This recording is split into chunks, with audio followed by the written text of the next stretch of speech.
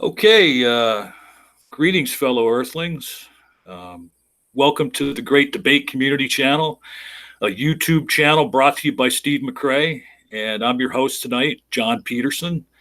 Tonight, our discussion will be conservatism versus liberalism, which ideology is the guardian of human rights and equality.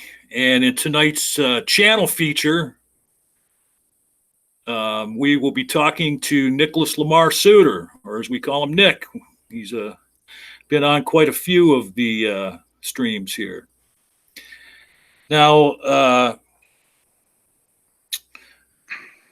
one thing that I want to tell everybody, I want to just do a shout out to any mods that are in the chat. Keep an eye on it. We may have some trolls showing up. I won't go into any details, but there might be some people coming to say some nasty things. Let people talk, but by no means, if anybody comes in here and is being bigoted or if they're spamming, don't let them do that. Please time them out.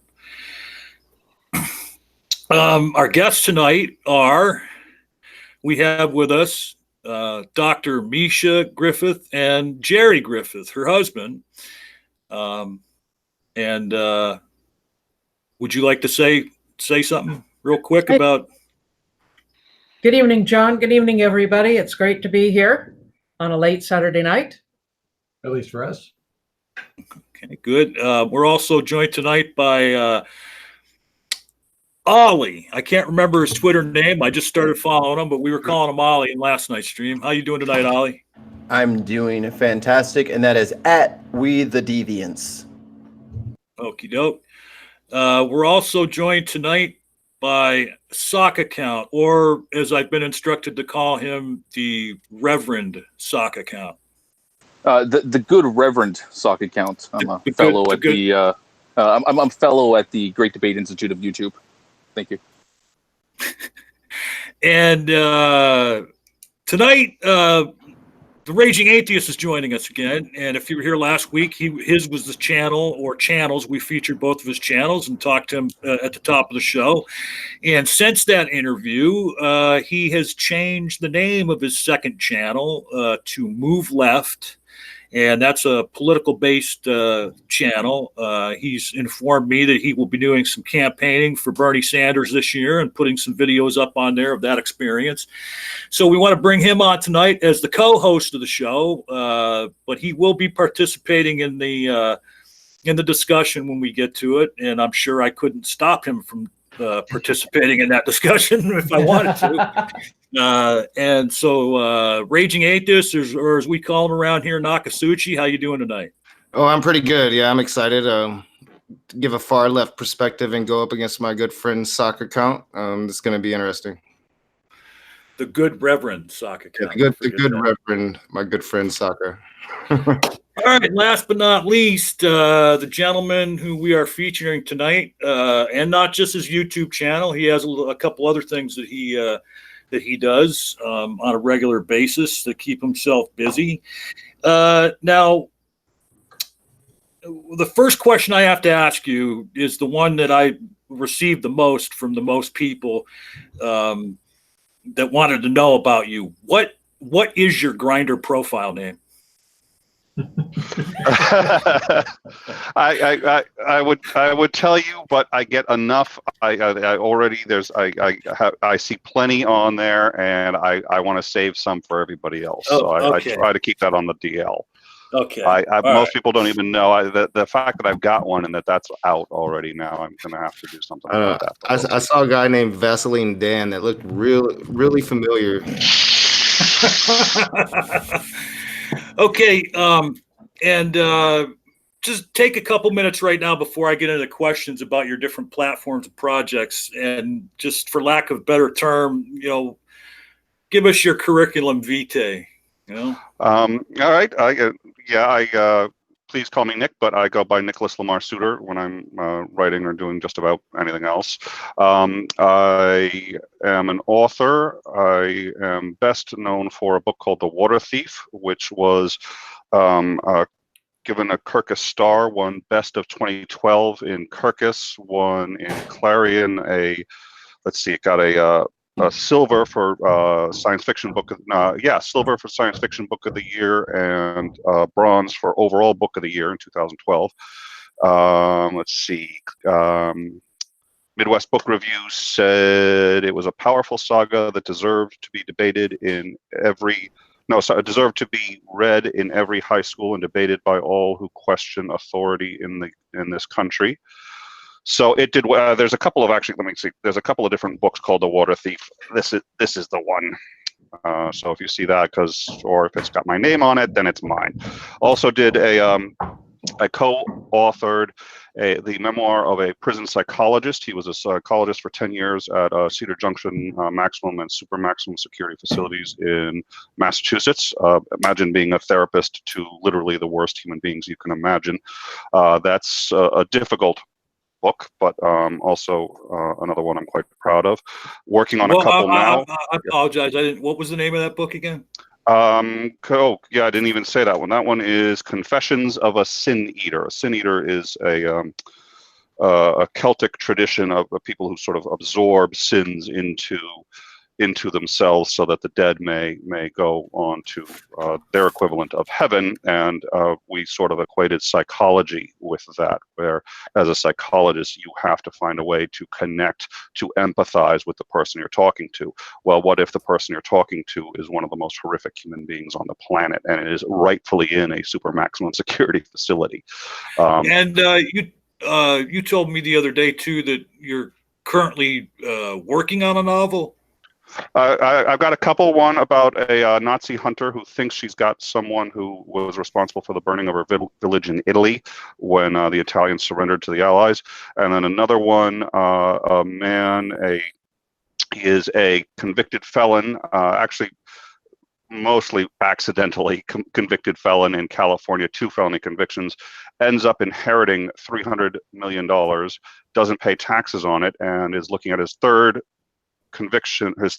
felony conviction, which would be in California under the 3 strikes law. He's going to jail for the rest of his life because he failed to pay his taxes. And then he gets this idea, hey, wait a minute, if I'm a religious institution, I don't have to pay my taxes. So he ends up having to create a religion in 7 years or go to jail for the rest of his life.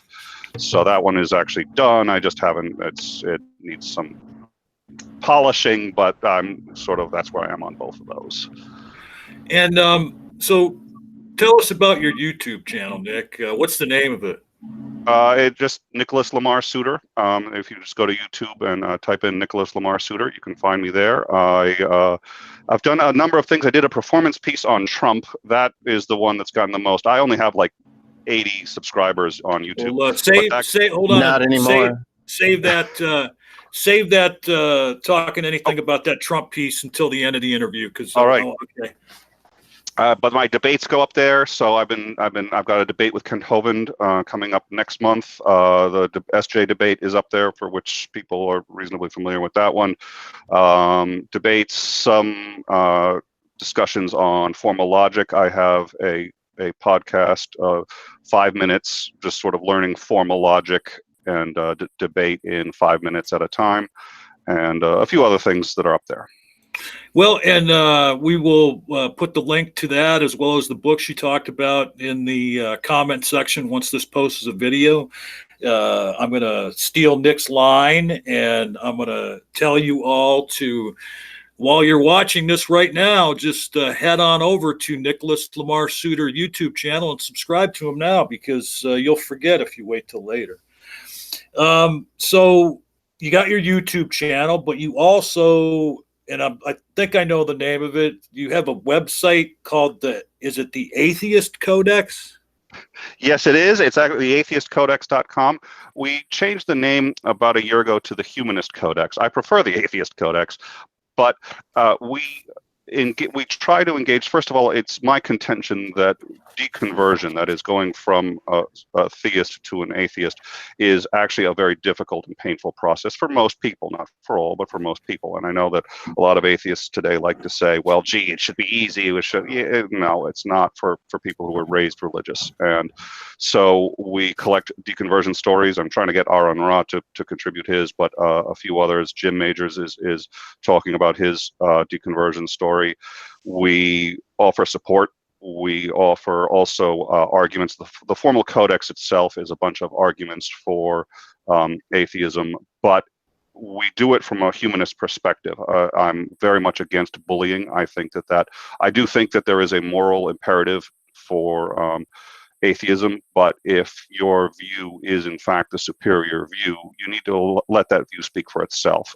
Bullying really entrenches people in their view. So does humiliation. So does those kinds of tactics. So we work very hard on trying to also sort of moderate the atheist community. So we had to switch to the humanist codex because I ended up engaging more atheists than theists. And they're like, wait, we're on the same side. As soon as I said humanist codex, like, oh, okay, now we understand why you're getting into fights with us. So there's social networking. It integrates into Twitter. There's forums. There's group chats. A lot of it's still in beta, and it does have a pretty nifty video chat, which on the off chance that Google decides to shut this down before the end of the year, it can actually support video chats and so on and so forth. And I noticed too, like on Twitter, and correct me if I'm wrong, like a lot of the tweets that you put out that have like a quote or like a pithy little statement, those are all that's part of your Humanist Codex website, right? Like that's where those come from. Yeah, we got about 300 memes. Just sort of most of it is, well, about half of it's our own stuff. Half of it is, quoting Cicero or whomever. We also have a video library, especially videos that, for whatever reason, no longer become available or were once up on YouTube and are no longer available. We host. So it's really supposed to be a resource and education site. I'm also a teacher, so I'm an educator at heart. Okay. And then let me just reiterate some of the things you said, and then we'll have you tell us about that Trump piece that's on the website, and we'll use that to kind of transition into the discussion here. So Nicholas Lamar Soutter, that's the name of the YouTube channel. We'll get the links in the description, but if you want to go over to Amazon right now and look for The Water Thief, or look for Confessions of a Sin Eater, or, maybe Nick will throw those links up in the live chat right now for you if you're interested in looking at that. I already got it. I'll put it in. Okay. Thank you. And the website is the Humanist Codex. Please go check that out. And if you're interested in hearing from Nick on a daily basis, then follow him at Nick Soutter. Is that correct? That is correct. Won't take my full name, so I just go by Nick Soutter up there. And all that information, as well as all the guest information, will be in a pinned comment as soon as this posts as a video. Real quick before we continue, Ollie, I asked you to keep an eye on the live chat there. If you notice Mr. Macabre or Cheshire show up, I sent them links, but perhaps they didn't get them. They might show up in the live chat and be like, "Hey, let me in." I will say right now we have one very venerable troll. Steve McRae is in the comments, just causing havoc right now. I haven't heard anything good about that guy. I really want to be careful about. I don't know how we block him from Earth, but I'm working on it. No, I don't know, but look, if he causes any more trouble, any of you mods out there, feel free to time him out. Listen. You can get him to leave. Just call him an atheist, and he will rage quit on you. All right, so take it. Oh, wait. Oh, listen. You can get him to leave. Just call him an atheist. Sorry about that, folks. Boy, I'm technically savvy, aren't I? So, Nick, take just a couple minutes to tell us about that Trump piece you told me about the other day, and from there we'll go into the discussion. It is for adults only, so it's unusual to have that be a pinned or your featured thing on a YouTube channel, because there is some swearing in it, which I think you can't really have an honest discussion about Donald Trump without swearing. So it was actually done as a performance piece. I think someone sort of challenged me to do something original, so I did that. It's definitely a little out there for me, but for somebody who's only got about 40 or 50 subs, that got 5,000 views in just a couple of days, over 5,000 shares on Twitter, and on my website still has over 800 comments. So wow. It's probably one of my more popular things, and I think if you go check that out, you probably won't be disappointed. It was an attempt to be as erudite as possible as I could on Trump, while also being probably as profane as possible, which I also thought was appropriate for Trump. It was from just before the it comes from the primaries, right when he said we should go around killing the families of terrorists. So I was sort of incensed and said, okay, that's it. I did that, and then people kept asking me to do another rant. That's just a rant. I was asked to do another one, so the Raging Atheist will appreciate it, because it's lots of rage. So I finally did another one about 3 or 4 months ago, a gun rant. Actually, I think it's a bit longer than that now. So the gun rant is up there too, and that one's also been reasonably popular. So my rants, not my usual thing, but funnily enough, one of the more popular things I do. Okay. All right. So tonight's discussion. And thank you for the opportunity, by the way. Thank you. Oh, yeah. Oh, no problem. We're going to do this every week. We're going to feature a channel, and you're in my Mission Impossible book for when I decide to do a stream. Real quick, Ollie, what are you posting as in this live chat? What am I posting as? I just switched it over to my other account. Well, what's the name? It's Mike Oliver. Me. You know me. Well, I can't find a post by you because I'm trying to mod you. All right. Well, so anyway, okay. The discussion tonight is conservatism versus liberalism. Which ideology is the guardian of human rights and equality? And in a moment, we're gonna go to Dr. Griffith to kick it off and give us some historical context. I do want to put a question to Dr. Griffith, because she can maybe clear up a dispute between me and Socka in the discussion that we had that precipitated this stream. Now, in different things that I've read over the years, I've been under the impression that back in the middle of the last century, the middle of the 20th century or thereabouts, that there was a change of somewhat of a change of ideologies within the parties. And please disabuse me of anything that I'm inaccurate on, but I've been under the impression that prior to the middle of the last century, that the two parties, the Republican Party and the Democratic Party, actually had left and right-wing factions within them.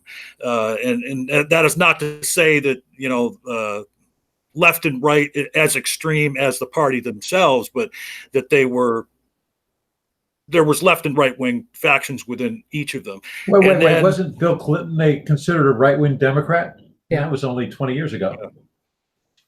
Right. But so around the, in the 50s and the 60s, the two parties began to homogenize their message and homogenize their ideologies, and slowly became the left and right parties that we know today.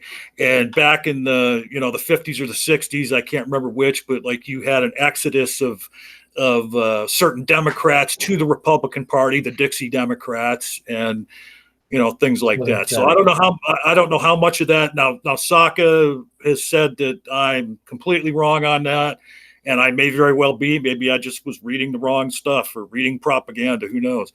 But with the topic the discussion topic in mind and those thoughts that I just gave you in mind, go ahead, Dr. Griffith, and take 10 minutes here and just kick us off.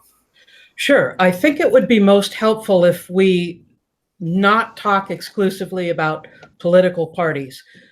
What I encourage my class to do is not to think about them as modern Democrats and modern Republicans. In fact, let me see if I can do this. What I ask them to do is look at this in terms of different spheres of concern. You can look at ideologies, liberal versus conservative. Those ideologies came first. They came before political parties. And in fact, they grew out of the French Revolution and the writings of John Locke, Rousseau, Voltaire, Montesquieu, Adam Smith, John Stuart Mills, Edmund Burke. These are writers that are thinking during the age of enlightenment, and they're thinking about what the best type of government would be. Or even if you go back to John Locke, he's looking at man in his natural state. What is man really like? And so the ideologies are these big envelopes that everything fits into. And it's easy to remove them and think about them in terms of classical liberal, classical conservatism when they are separate from the political systems, such as the types of government, parliament, or constitutional monarchy, a republic, a monarchy, authoritarianism, etc., and economic systems, mercantilism, free market capitalism, a controlled economy. When you get into these types of discussions, being able to separate out ideology from political party, from economic sphere, then you can be far more precise in your language.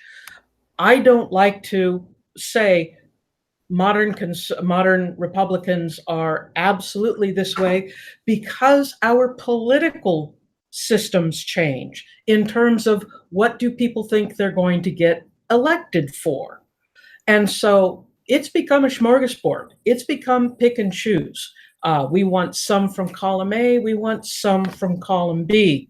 So it's not hard and fast rules. When we talk about liberals and conservatives, we're talking about classic liberalism. This is what came about after during the French Revolution. Classic liberalism is what, if you're reading like The Economist, they're going to say classic liberal. This is what they mean with it. These are the definitions that were used in the 19th century, and these are what modern politicians pick and choose from. Classic liberalism is engaged with individual rights, civil rights, and freedoms. They prefer capitalism over mercantilism, which is the older style of economy. Free markets and private ownership, the laissez-faire system. They want governments to allow free markets, governments to help free markets, and to stay out of their way. They believe in rational self-interest and that humans are basically good and society can be improved by humans. That's classic liberalism. Okay. So don't get all upset and say, oh, but the Democrats do this. Remember, separate out the Democrats from these ideologies. Let me, separate out the Democrats from the ideologies, but let me ask you, the classic liberalism that you just described, is it best embodied in the Democratic Party in today's world or not? Yeah, I'm hearing Socka Count laughing. Yeah. As I said, the political parties pick and choose. Everyone thinks that they're centrist. Everyone, well, most everyone thinks that they're for free markets. Almost everyone Certainly thinks there are many Republican thinkers who consider themselves classical liberals. Right. Milton Friedman. And so to say the classical liberals are within the Democratic Party is really kind of narrow, Yeah. because the part of the classic liberalism that many conservatives embrace is freedom for businesses, Right. free market, Right. free exchange. Well, but that system is coming out of the Austrian school with Hayek, and then eventually Milton Friedman, John Buchanan, and those guys. Those people are generally called neoliberals, not classical liberals. Okay. There's a distinction that is made for that.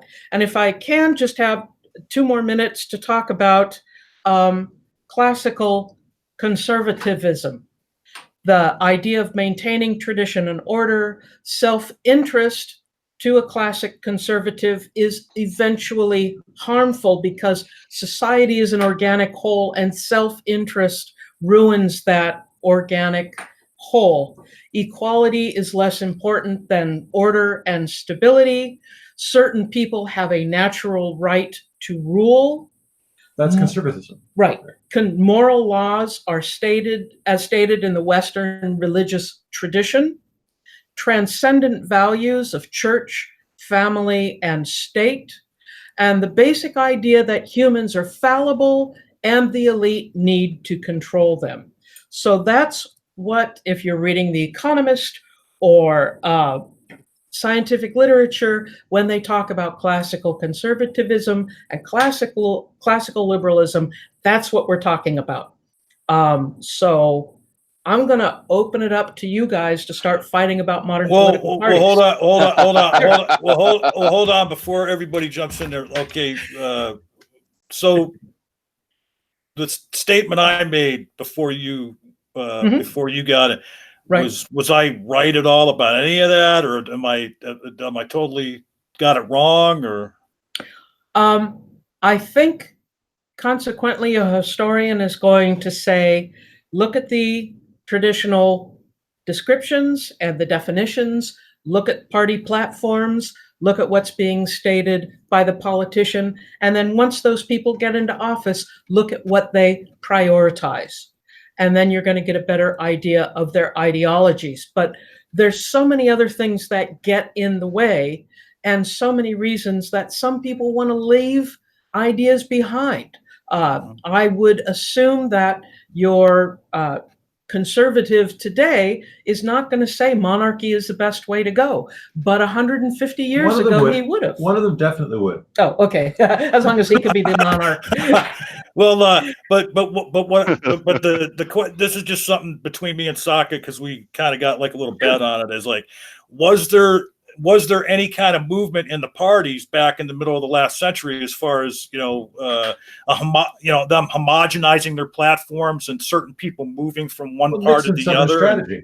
Yeah. Oh, absolutely. That's okay. That's why I say separate the ideology from the political parties, because politics does what it needs to get elected. Okay, but there are Okay. two turning All right, points you should probably throw out here. Sure. All right, real One quick. of which was Go ahead, Jerry. I'm sorry. I can try it. One of them was Franklin Roosevelt's decision to basically go against the segregationists in the South in the 1930s, which basically broke up. And the second was, of course, Nixon at Goldwater a little bit before him, reaching out to the South and saying, hey, we're anti-communist, we're going to embrace these things. And that pulled... There was certainly not a connection of racism to the Republicans, which many people see today. That certainly wasn't there before the modern times. So absolutely, when you're looking at what a politician does, you have to look at the outside factors too. Roosevelt would not have gone that way had it not been for the Great Depression and the Red Scare. Nixon would not have gone the way he did if it hadn't been for this opportunity through the civil rights and the fighting against the civil rights. And the fact that it was the Kennedys who helped, and Johnson, who championed that motion. And so if the Democrats take this position, it's, what are you going to do? You've got to take there's an opportunity. Let's jump on it. Right. That's just political opportunism.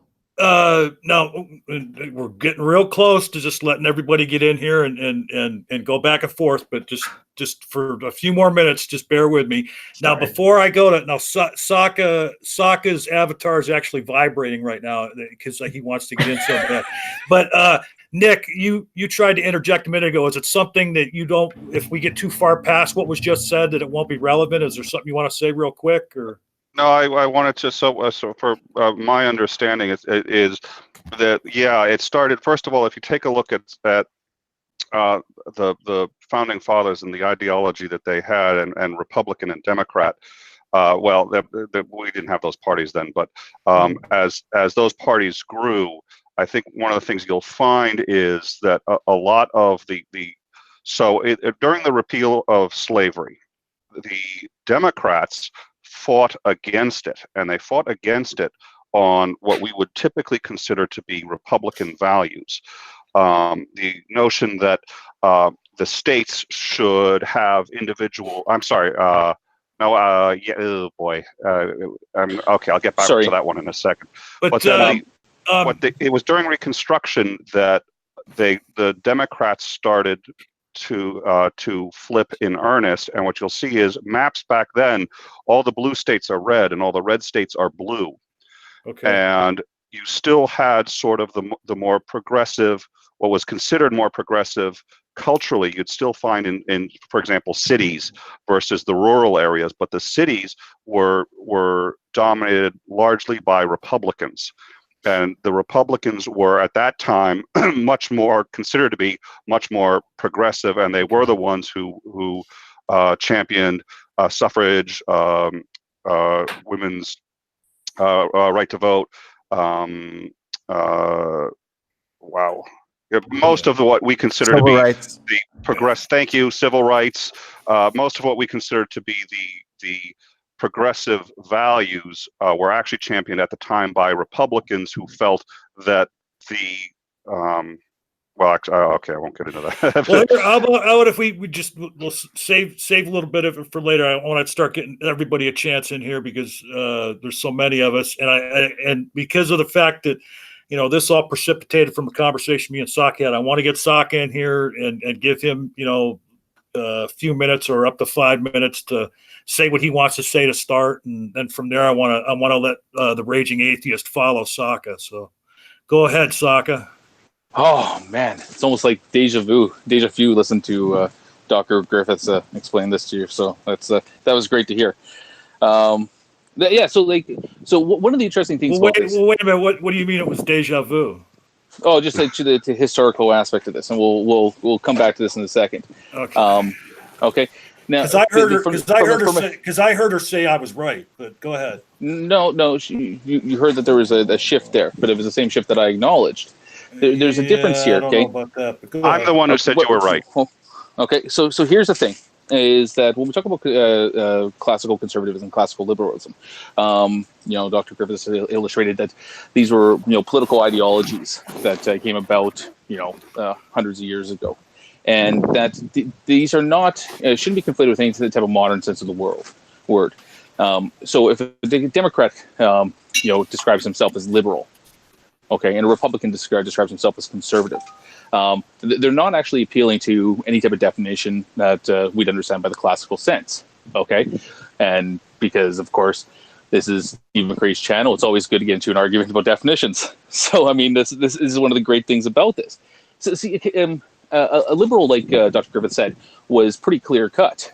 Small government, individual freedoms. Just on those points alone, what party, in the U.S. encompasses small government, individual freedoms? What the platform of that?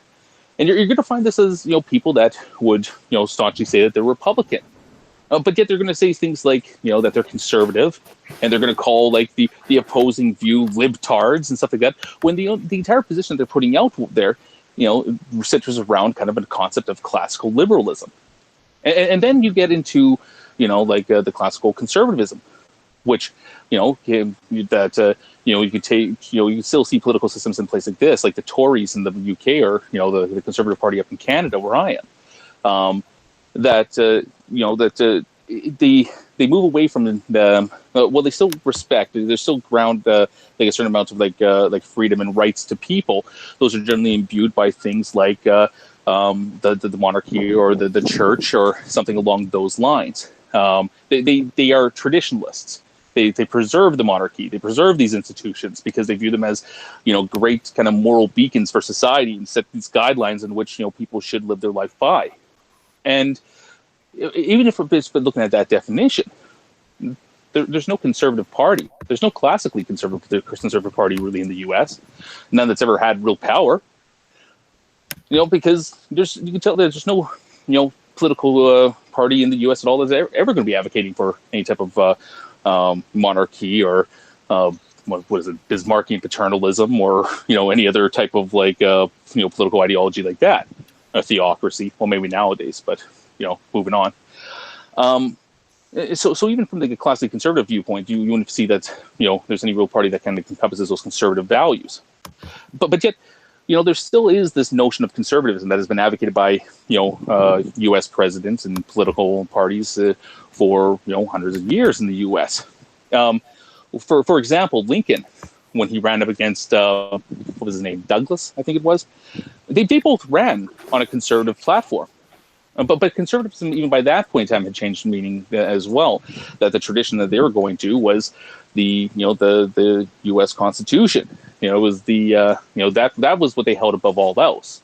That all their values, what they were traditionalists for, what they were conservative to, was the Constitution of the United States itself. And so they both ran on actually conservative values. And they both also tried to interpret what the founding fathers' kind of idea was for this. So when you take a look at things like the abolition of slavery, or the women's suffrage movement, or the civil rights movements, these things were advocated by the Republican Party in the U.S. And it wasn't because they were necessarily progressive. Their actions themselves were progressive, but they weren't like liberals, or would you say that they're in line with modern liberals. It was that their interpretation or their understanding of the conservative values of the United States as set forth in the Constitution is what drove a lot of the things that they did.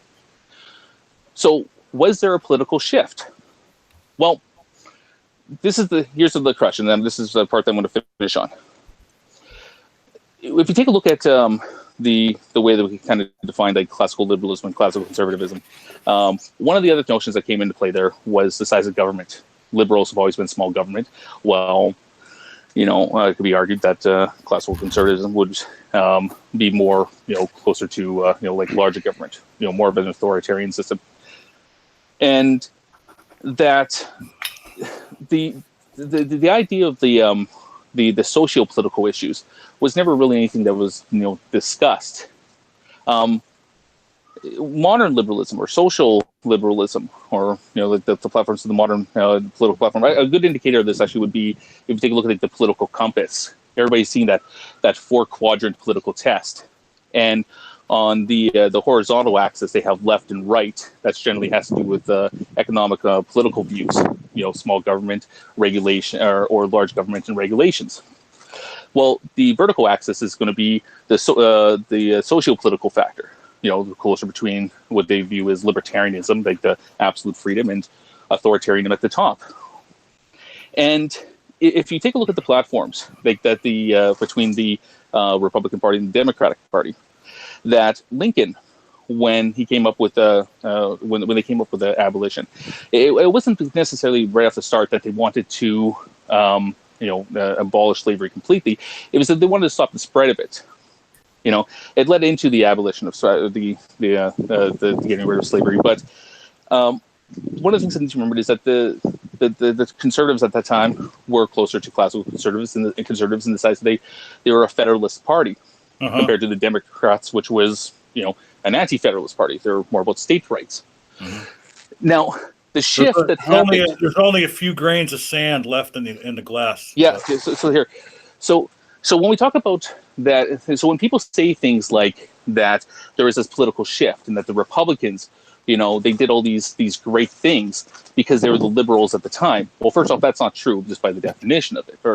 But the other one was that the shift had nothing to do with socio-political issues. The shift that the Republican Party went through was when they went from a large party government to a small party government. where the Republican Party had advocated for large government, for more control, more authority to the government, that they switched to a small government, states' rights. Okay. All right. That's the biggest change that happened. So yes, there was a political shift that happened within the Republican Party that went them from the big government to the small government position. But the socio-political issues that led to things like the abolition of slavery and like the women's suffrage movement and the civil rights movements of the 1960s, those policies, the conservatives have always been at the same end of the spectrum, which was But wait a minute. But wait a minute. Okay. As I said to you the other day, Lyndon B. Johnson's the one who put forward the Civil Rights Bill. Bobby Kennedy was a big advocate of it. There was a Democratic coalition that backed the Civil Rights Bill. I mean, you're to hold right, and the first one was shot down by the Democrats. Okay? Well, okay, it was shot down by some Democrats. Okay, and my contention it didn't pass because of the Democrats. Well, the Republicans voted overwhelmingly for it. Hold on, whoa. But if those, my contention is those Democrats from the '60s, if they were alive and in politics today, they would be Republicans. I mean, they would. Now, real quick. I want to get Nakasuchi in, but I just want to point out to Socka and everybody else here, when I formulated the question, okay, and all this historical context is very important. That's why Dr. Griffith and her husband are here. But this question was formulated in the framework of today's politics. Okay, which ideology is the guardian of civil rights and equality today? And now, Socka, I put the question to you in Discord. You take an issue like that's in the zeitgeist right now, trans issues, trans equality. What party, what ideology is out there advocating for trans rights, and which ideology, which party is out there screaming about not giving trans rights and all? They just want to, use the boys' bathroom, or and just saying the ridiculous, And what did you say to me when I asked you that question? Well, I said that the question, if it's between liberalism and conservatism, it doesn't matter what the political parties are doing. In the hands of a malicious force, it's entirely possible that regardless of what your political ideology is, you can do terrible things. Okay, Socka. Hold on, Socka. So, hold on. Wait a minute. So if your question, Socka, no, John, hold on. Can I answer the question? So I'm going to answer the question. No, you're going to answer the question, but you're going to stop for a minute, okay? Because here's the thing: when I asked you that question the other day, it was just, a very pithy response that, as far as trans rights go, that it's the Democrats that are standing up for trans rights, and it's the people, not every conservative, but it's people in the conservative and the Republican Party that are against it. I mean, that's what you said the other day. So the question is, what political ideology is the better guardian for human rights and freedoms? The liberalism or conservatism? It doesn't matter what the fucking Democratic Party does. Democratic Party is conservative, in the sense that they want more individual freedoms, I guess, for these people at this time, or I don't know, like however you want to kind of put it, that they want to push those rights forward. I must have misunderstood you the other day then, because okay, can I answer the question, John? Yeah, sure. But they're conservative in the sense that one of the ways that they want to go about doing this is through greater government power and more authority, and through more regulations. So if we're talking about an ideology at this point in time, what ideology does this best encompass? Because it's not classical liberalism or classical conservatism. It would be the modern liberalism to a certain degree, but even the modern liberalists that came about in the early part of the 20th century, right. Probably the Democratic Party nowadays probably doesn't see them in the same way. So okay. I don't know what political ideology the Democrats are. I wouldn't label them as liberal or conservative by a lot of definitions. Well, let's let Nakasuchi get in here, but I mean, and I could have misunderstood you when we were having this discussion, but I could have swore that you admitted to me that as far as liberalism goes, it is best embodied in the Democratic Party in today's world. But I must have misunderstood you. Go ahead, Raging, get in here, man. Well, All right, so I am a social progressive. I don't claim to be a classic liberal, or anything of the like. But there's some things that I just have questions for you, Socka. Like, so you say that people that hold the conservative values here in America today are the ones that fight for small government and equal rights. Did I hear you correctly, or am I mishearing that? Well, the conservatives. So the conservatives in the U.S. nowadays, when it comes to so the Republican Party, for example, they're conservative in the sense that they view the Constitution above all else. So they're kind of making a new definition of conservatism, a very American-centric version of conservatism.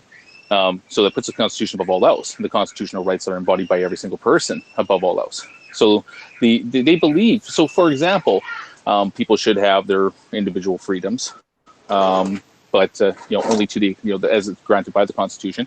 But to the extent that it doesn't the rights that you could express don't infringe on the rights of another person.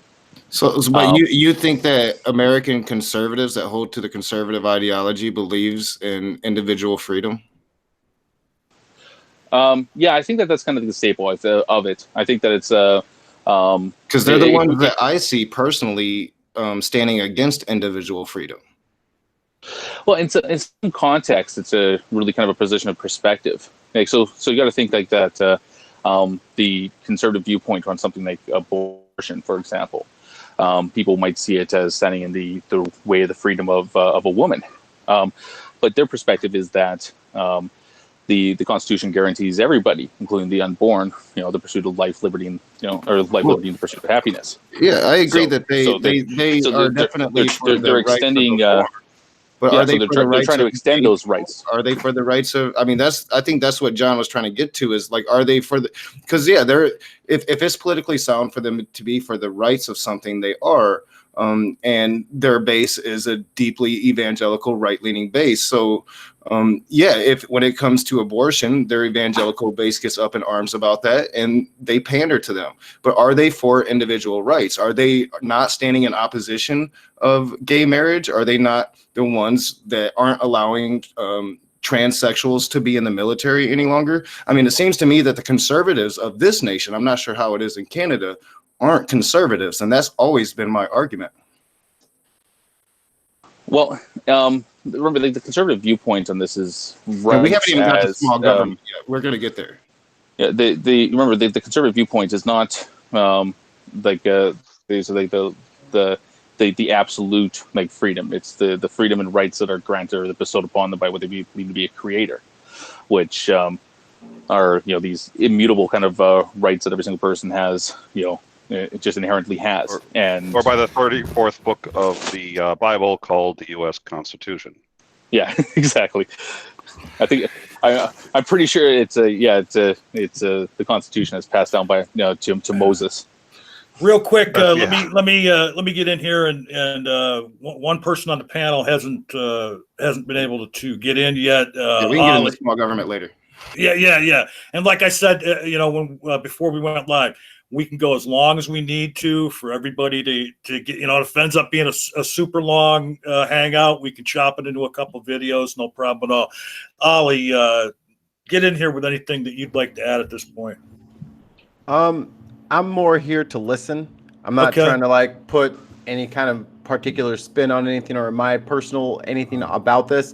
I'm more listening, and if something falls into my wheelhouse, I'll make sure that I make some noise about it. But these people hold on. These people actually have channels, and they actually have things that they're arguing over, and they actually have degrees. So me being me, just growing up the way I grew up, I'll let that be what it is. So until something crazy shows up, I don't have a degree. I'm just a drunken sailor from Canada. That's just but actually, I'm really curious, John, whether or not Dr. Griffiths wants to weigh in on if she thinks that I've butchered history at all in this. Well, right, and believe me, we're gonna go to her. We're gonna go to her next. but I googled it, so but I'll let her go first. yeah. So Ollie, Oh. yeah. Again, thank you for laying back and just listening, but please speak up if you have something to add, and please speak up if you notice anything in the live chat that would be of interest to us here. And then, yeah, I would like to let Dr. Griffith and her husband get back in here for a few minutes and answer the question that Socka just put to him.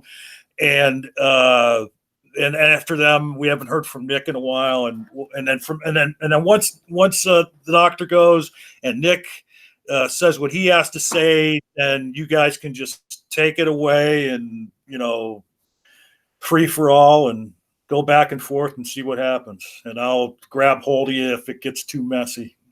Sure. Well, Jerry had to run off and get a drink of water. He was starting to cough.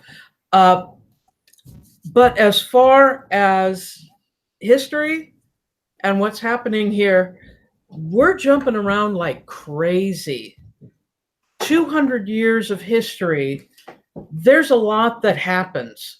And so to say these Democrats were this way this week and then this way the next week, they're waving around in the political winds. They're not saying, looking at their list and saying, oh, well, we have to be this way. No, they want to get elected, or they want to look after the security of the nation, or they want to deal with the economic problems that are coming up. And so saying that, oh, they were this way last week and now they're this way this week is problematic. And even if you're covering 50 years, there's a lot that's going to change in that time. And so as far as if we're talking about conservatives today being for individual rights, well, nobody says they're not for individual rights. Rights to have guns. Yeah, that's kind of what everyone agrees is something we should do. There is an excellent professor of journalism that talks about spheres of deviance. Thomas Hallinan, thank you. Thomas Hallinan. Spheres of deviance, spheres of acceptance, and then the middle area is the, what's that? What is it called? Sphere of legitimate controversy. Sphere of legitimate something that's controversy. Okay for us to discuss. Right. So we're not going to discuss whether or not eating children is okay. Right. That's in the sphere of deviance. Right. We're not going to discuss whether we should honor veterans or not. That's in the sphere of consensus. Right. So we have this. Just real quick, I just want to ask, but when you say, conservatives or liberals, it doesn't matter who you're talking about, everybody is for individual rights. I think where the contention is in what the definition of individual rights is to particular people and particular groups, because I think there's a disconnect, I think, between the two ideologies as to what that entails, what individual rights actually entails. Well, and you've got the individual rights is an Enlightenment concept. It's a concept from, that comes to us from the 18th century. Human rights, which is exactly what you're talking about in your question, human rights have only been a subject in discussion since the 1950s. Okay, I want to jump into a little bit of history here, which I think is important. Sure. We were talking earlier about progressives fighting for women's suffrage and for the abolition of slavery.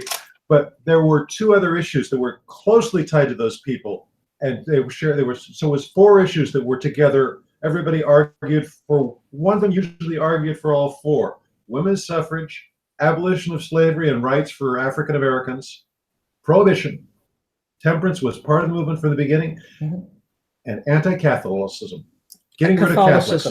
And Catholicism is late. And so these people who are championing rights, and I've read the works of many of these people, like Lyman Beecher, Harriet Beecher Stowe's father, who was a huge leader of the abolition movement, was saying, we're going to make America perfect, we're going to get rid of slavery, we're going to give rights to women, and we're going to get rid of Catholics. We're going to get rid of Catholics. So it was very much an anti-immigrant, anti-certain immigrant sort of attitude. So hey, Jerry, real quick, Jerry, unmute. Oh, geez. Oh, you're muted. Sorry. And Oh, also, do I get to do that whole rant again? Sorry. and also, No, we could hear you. We could hear you through Dr. Mr. Mike. Griffith's Yeah. mic, I was just hearing whatever I wanted to hear. Don't worry, you agreed with everything I thought. and a point of reference, Sure. black is good. Okay. Black- African American is what y'all came up with. Black is fine. Sorry. Wow. Okay. I So- like to think of you as Mike. Yeah.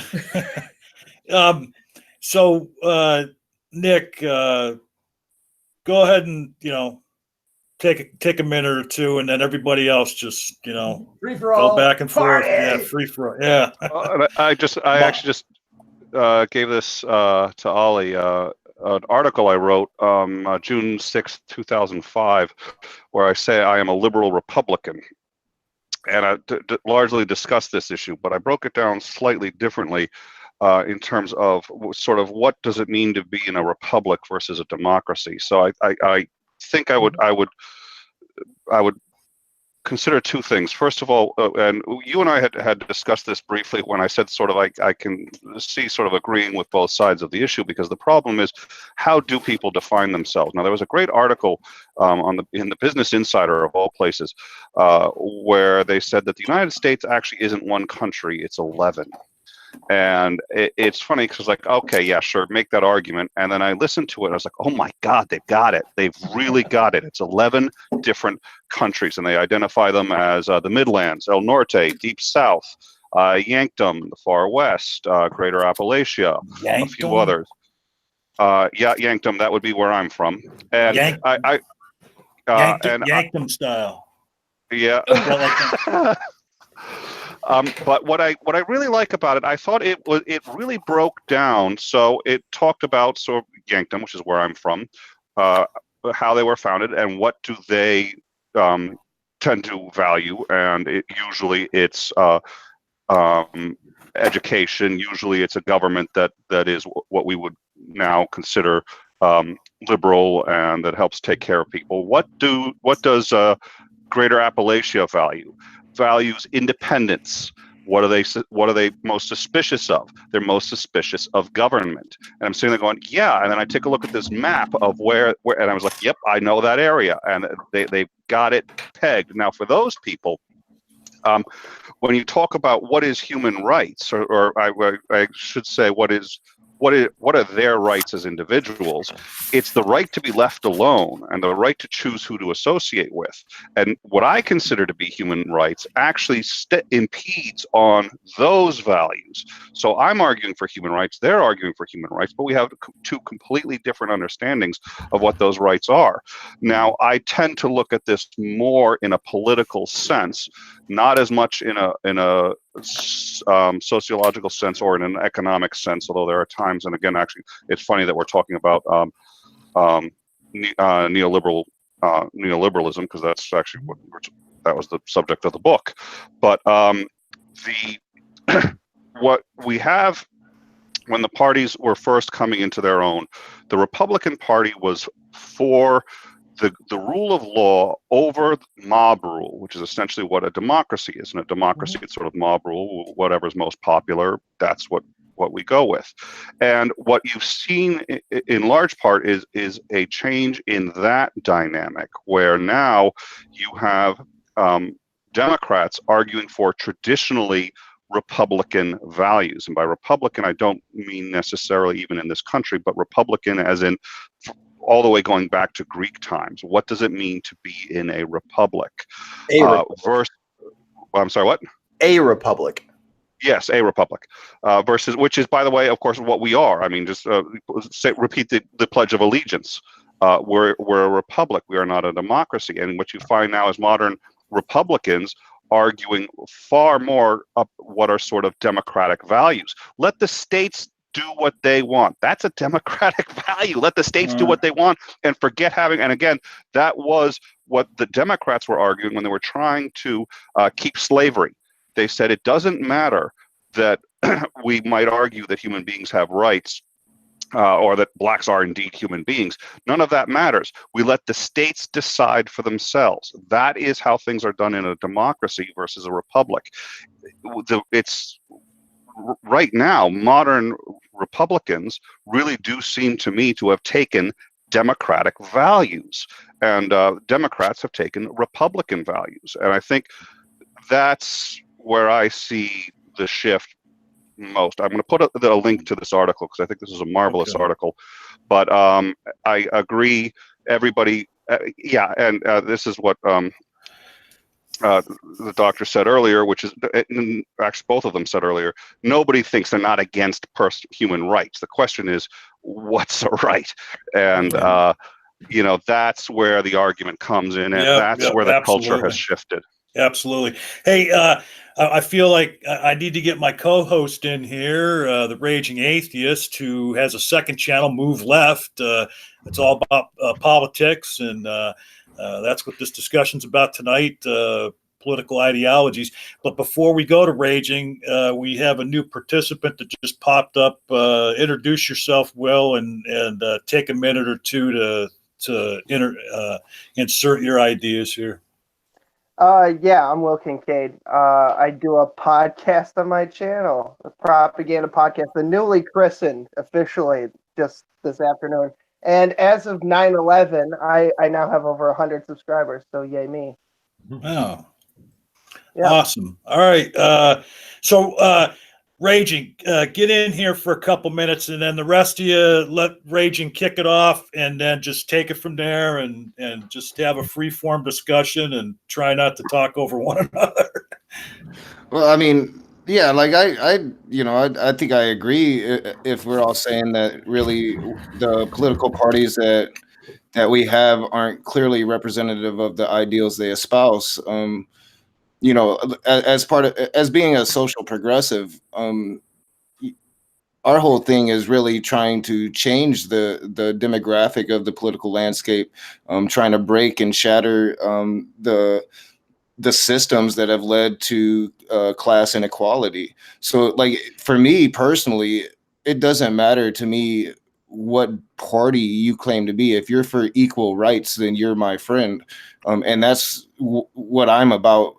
Politically, but when it came in regards of the argument between Socka, I still have a lot of questions for Socka, but I would like other people to be able to get in the discussion, because I can always have that conversation with Socka at another time. I've decided on something I want to talk about. Bring it. So this, like, the Southern strategy, are like, Socka, are you saying that wasn't a thing? Like the flipping, that wasn't a thing? Yeah, so the Southern strategy was I think like Dr. Griffiths pointed out, like, it wasn't an instantaneous thing. There was a switch that happened over about from the Southern strategy, like 20, 30 years, that led to the position that they're in now. But like, as for like the switch itself, I mean, well, there was a series of like Southern Democrats that opposed the obviously like the Civil Rights Act in the U.S.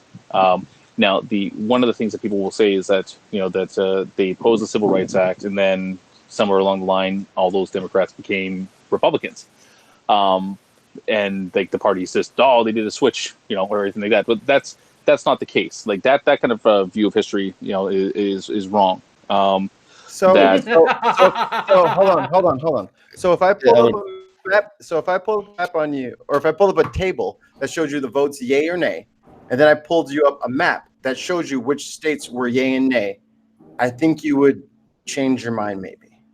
Well, I mean, when Dr. Misha laughs at your view on history, dude, you may want to reconsider what you said. Do you guys mind if I screen share for like 2 seconds? Like, I will literally show you that the votes, and then you see where the votes were. You would never consider any of those states Democratic, like not even by a long shot. Like, they're all heavily Republican states, and they have been since probably not too soon after this vote. So, except when there were certain presidents that did win the South, certain Democrat ones after the whole South strategy. Yeah, thing. Bill Clinton, he was the governor of Arkansas. Of course, he won Arkansas and a couple states neighboring. We didn't. Bill Clinton did not No. carry the South. Yeah, No, he didn't. to pull up the map. Pull up the map. Okay. Let me screen share. Yeah, I mean, there was a definitive shift in the. I mean, John referred to it earlier. I mean, the Dixiecrats did shift, and the Southern strategy was enacted. And I don't even think Republicans run from that anymore. They admit it, pretty much. I believe.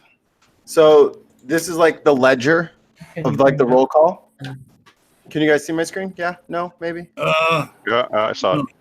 Okay. So this is the Magnifying glass. But I can't screen share. I don't think. Well, you got to talk so we can see the screen, because otherwise, whoever's sorry, talking there's. sorry. Hold on. Yeah, he's got a white box. He's white boxing me. I don't know why it's not full screen though. What you're trying to share is not. No, it's full fine. screen. As long as you're white boxing, then it shows up. You have to if you present to everyone, then it goes full screen. I'm Well, new to I this. thought I white boxed him. I clicked on him. No, but Well, there's- just let him talk as he's Yeah. talking. Yeah, it's there we working, go. so. There we go. It's Okay. white box. It's up. Okay. So this is the ledger from that vote. Okay. So here's like a little broke down, like actual, like a little, Microsoft Word of that vote. And if you look, the Democrats in the House and in the Senate were mostly against, and it was mostly the Republicans for. Right. We're in agreement on that point, I should say. So then you check out a map of where those Democrats were, and I don't know that you would say that those are like heavily Democratic areas. So you saying that there wasn't like the switch that everyone else is claiming kind of feels a little disingenuous and kind of like, I don't know, like that's literally not what happened. Well, I remember I said earlier that there was a switch in the views of the Republican Party at the time when they moved from being a more large government system to a party to a smaller government independence, the state freedom shift there. Like that was one of the shifts that happened. But I mean, like as for like the members, but that state freedom part that you're speaking on directly correlates with the Civil Rights Act. Right, but the question is that the people that opposed it, okay, like what I had said was the people that opposed it in those states, they didn't just switch over and start running for the Republicans.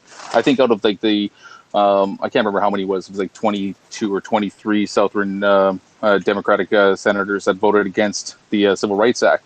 29, one of them, 29 out of 49. I wrote it down. Yeah, so 29 of them voted voted against the Civil Rights Act. So right. 29 Southern Democratic senators voted against the Civil Rights Act. Correct. How many of them then switched over to the Republican Party, and how many of them continue to get elected as Democratic representatives, or at least have their spots replaced by Democratic seats? Let me ask you this, Socka, then. Okay, so you say the majority of those that voted against were Democrats, they remain Democrats. If those same people were in today's political realm, would they be Democrats or Republicans? To vote against the Civil Rights Act. Hold on, let's talk. But that's we'd ask what flavor their favorite ice cream was too. It doesn't matter. It does matter. It does matter. The question is, we can ask the point that we're asking, like the point that we're bringing up here was over that shift. How many of those people, that voted against the Civil Rights Act became Republican? How many of those people? Wait a minute. Hold on, John. Hold on. There's two questions. There's two questions here. John. How many of those? Hey, John, come on, man. This is a real simple question here that I want to take a look at. John will let you answer. John will let you answer. Yeah, we're going to take it a piece at a time, though. Okay. I agree with you that those people in question did not switch parties, okay? But isn't it possible, without them having to switch parties, that their ideology more matches what we would consider to be a conservative Republican ideology today? That's not even possible. They did switch parties. Let's talk back in. Thurman, Jesse Helms. Hold on. Socka, Let's Socka answer that. You got to unmute, Socka. No, I'm just waiting for you guys to go first when you're talking. Okay. Okay, Dr. Griffiths, because you know this, did the majority of people, the majority of the Democratic senators that voted against the Civil Rights Act, did the majority of them switch over to the Republican Party? No, they died. Yeah, many of them were quite old. I do not have the facts in front of me. I know that Dinesh D'Souza has come out with nonsense about, oh, they were still Democrats. He challenged historians on Twitter to, show him one example of a Dixiecrat that became a Republican. Kevin M. Cruz, who has written extremely good books about this era, he found 75 Southern politicians who switched out in public from Democrat to Republican and ran for office as Republican. So it is not true that none of them switched parties. Many of them did. Strom Thurmond, Jesse Helms. Yeah, there were some. Okay, I'm just saying that the overwhelming majority of them, when we're referring to people that voted on the act themselves, like people the Senate and the House, how many of them actually did? Because I'm curious. I don't know. I'm looking it up right now. But then the other question I have is that before you ask a question, answer my question. Answer my question. Your question's okay. The problem with your question is that where would they fall in nowadays? I don't know. Okay, I don't know where they fall. Right. That wasn't the last question I asked you. I asked you, okay, if we accept the fact that the people in question, you say, didn't switch parties, isn't it possible though that without switching parties, that their ideology more matched the Republican ideology? I mean, their ideology could have changed, or because of what their ideology was, maybe it wasn't embodied in the Democratic Party of the day, or when the switch, when the switch in ideologies happen, or that's what I'm asking you. I'm not asking you the same question. Yeah, I mean, if a politician views small government as something essential that they value within their political view, and then all of a sudden you have one of the parties switch and become more oriented towards small government. But this concept of small government has only been a talking point. It has not been anything they accomplished.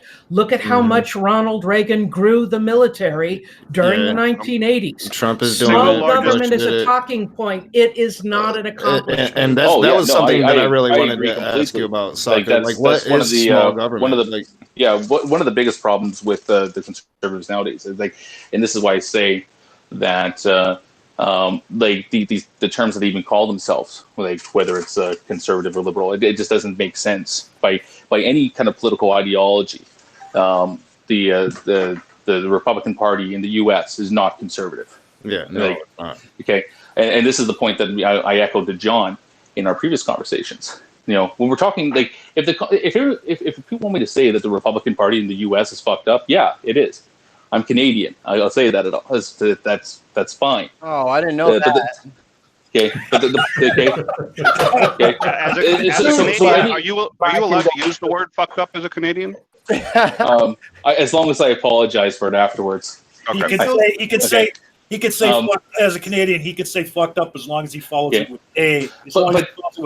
The question, the question then is that and what I found interesting about this topic isn't about sitting on here and shitting on Republicans for 2 hours. It's that when we actually get to the basis of liberalism versus conservatism, which one is the better guardian for for equality and human rights, and so when we talk about I've said before, there was a shift in the policies, the politics of the Republican Party. The talking points that put out there, the stuff that they're trying to advocate for, the voter base that they're trying to pander to. Yeah, those things have changed. Okay, but it's changed to a degree that makes that party unrecognizable as anything of conservative or liberal. So that's why. Go ahead. I'm sorry. Okay, so that's why it's like, if the point of contention is that, like, where would they be, or whatever. I'm not denying the Southern strategy. I'm not denying that Republicans nowadays in the South can be dominantly seen as like the racist party. This shit's happened. But if we want to get to the question about like what is the best political ideology, if you're looking towards like I said, preserving equality and human rights, that's the discussion. Like that's what I was kind of here to talk about. Right. So the Civil Rights Act, it had 6 titles to it, right? The first one was voting rights, which is what you said that the Democrats voted against, which we've all talked about and discussed about them switching. All those southern states voted against these 6 things: voting rights, public accommodations, desegregation of public facilities, desegregation of public education, commission of civil rights, non-discrimination, and federally assisted programs. And now you're telling me that those things match the perfect ideology to protect human rights and equality. And I'm confused. Well, let me maybe try to frame this in a way that might be a little more helpful to sort of everybody. So because we've gotten into the one question, of course, what makes liberal versus conservative. And I'm not sure if this is necessarily a better way to look at it, but in general, historically, you tend to find cities tend to be more, and I've been using the word progressive, but because that's you're not going to get into necessarily the same problem. But the more cultural, the more people you have together in general, the more tolerant they become of other people. The more rural areas you tend to find more culturally conservative. So I would wonder whether or not that might be a better indication of, because even 100 years ago, 200 years ago, 500 years ago, you tended to find that pattern. Is there anyone who would object to that? I object. No, but here, so here's the thing. Like, so with the question, okay, that when we talk about these movements within the U.S. In history, there is that. The politicians themselves, when they talk about these movements, will cite things like the conservative values that they hold in respect to things like the Constitution. Okay, so this is why like Lincoln argued from a position of a conservative when for slavery. This is why Republicans did the same thing for the women's suffrage movement and the Civil Rights Act. It was a position that they thought that. Fell in line with the spirit of the Constitution. And in that sense, it was conservative values, at that time that spearheaded these movements. Okay. Okay. Yeah, sorry, I see Dr. Griffith shaking her head. Okay, so Socka, you're getting all antsy in your pants. It sounds like you just ran a marathon. I think maybe you're riding on adrenaline or something, and I get it, because I like when people pay attention to me too. But I think that, so I'll address the thing that I objected to a moment ago. Cities are groups of people who are fundamentally different and just about every way that you can imagine, crammed on top of each other in small confined spaces, usually so crowded that you can't drive your own personal vehicle around. And they're all forced to live with each other, usually because the rent is so damn high. And they don't get along. I've been hanging out with this guy from New York City, and I live upstate, and I can't believe how like some of the stuff he says, like about how racist the people in the city are. You can't believe that because you're not of an oppressed race. So you don't understand it, but I get it. I lived in Long Island. I'm a Jew. No one can tell you're a Jew by looking at you. Okay. They can tell I'm black by looking at me. The question of whether or not cities tend to be more respective of other rights than rural areas, I think you're seeing a correlation, but I'm not sure I'm going to support it completely, because we've seen some really horrendous issues in cities, in inner cities, that have had riots and race riots and all sorts of things. In small towns, they do tend to at least support each other.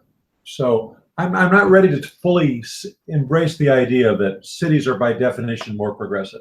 I'm from St. Louis. It is probably the most segregated modern city that I've ever been in. I had that vibe in St. Louis. Yeah, me too. There's literally a black side and a white side, and it starts and stops, and there is no intermingling except for when you get out to the county or suburbs, as everyone else calls it.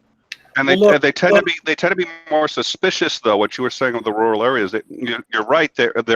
They're much more supportive of the people that they know than the sort of Southern hospitality. I agree with that, but I think that they're much more suspicious of the people that they don't. And I think they tend to have, because they're not thrown in with they're not forced really to be with people from other cultures and a huge amount of diversity.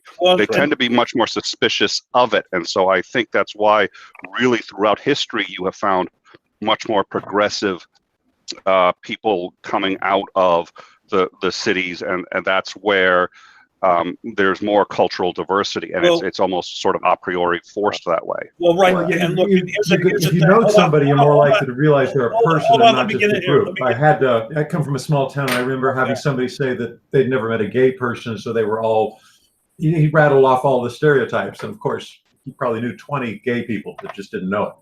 Well, look, let me get in here real quick. And the thing is, too, is when you're talking about the difference between cities and rural areas, of course, everything that everybody added there is true, but you're talking about an aggregate score for, a particular area. And when you look at a map of, like, say, a presidential election, it's just painfully obvious that the majority of people on the coasts and the big cities are liberal leaning or Democrats, and that the rural areas are more Republican or conservative. I mean, it's just painfully obvious. And that's why I wanted to use that, because I think that's been true historically. I think that goes back probably into Roman times, into Greek times.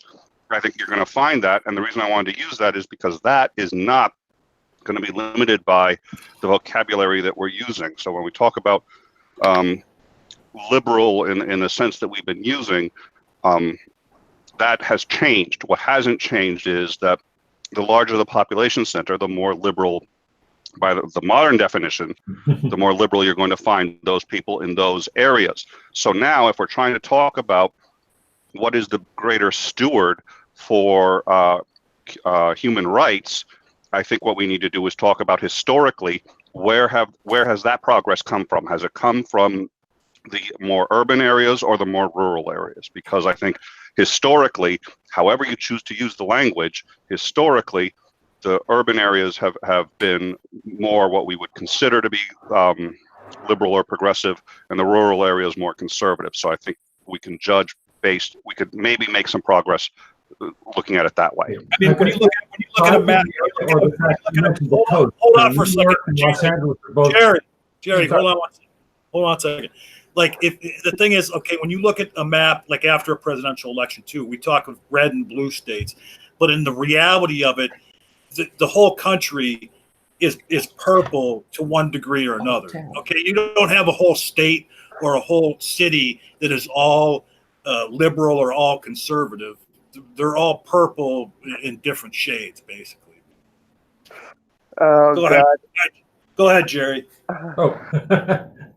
No, just my point that I'm not. I want to be careful about assuming just to get a critical mass of people, you get more enlightened thought. That it may be the fact that, like, New York and Los Angeles have influxes of immigrant populations, melting pot, if I can use that phrase, but you get different ideas. Whereas St. Louis, which is very central, has not had a lot of immigrants in the last 75 years, I don't think. It's not a port city. Like Chicago is a port city. Mm-hmm. New York is a port city. LA was a port city. Those port cities are more diverse in their stunning and beautiful. Ideal. Go ahead, Will. Oh no, they're just stunning and beautiful. Go ahead. I mean, if you got ships, you got people, and you got a lot of different people. So you got to learn to get along. Kinds of ships.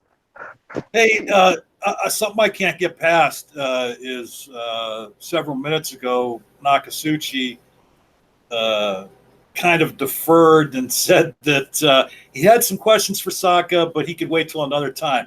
No, Nakasuchi, I don't want you to wait till another time. I want you to ask those questions to Socka right now. Well, And Socka, when you answer these questions, try and be as pithy as possible.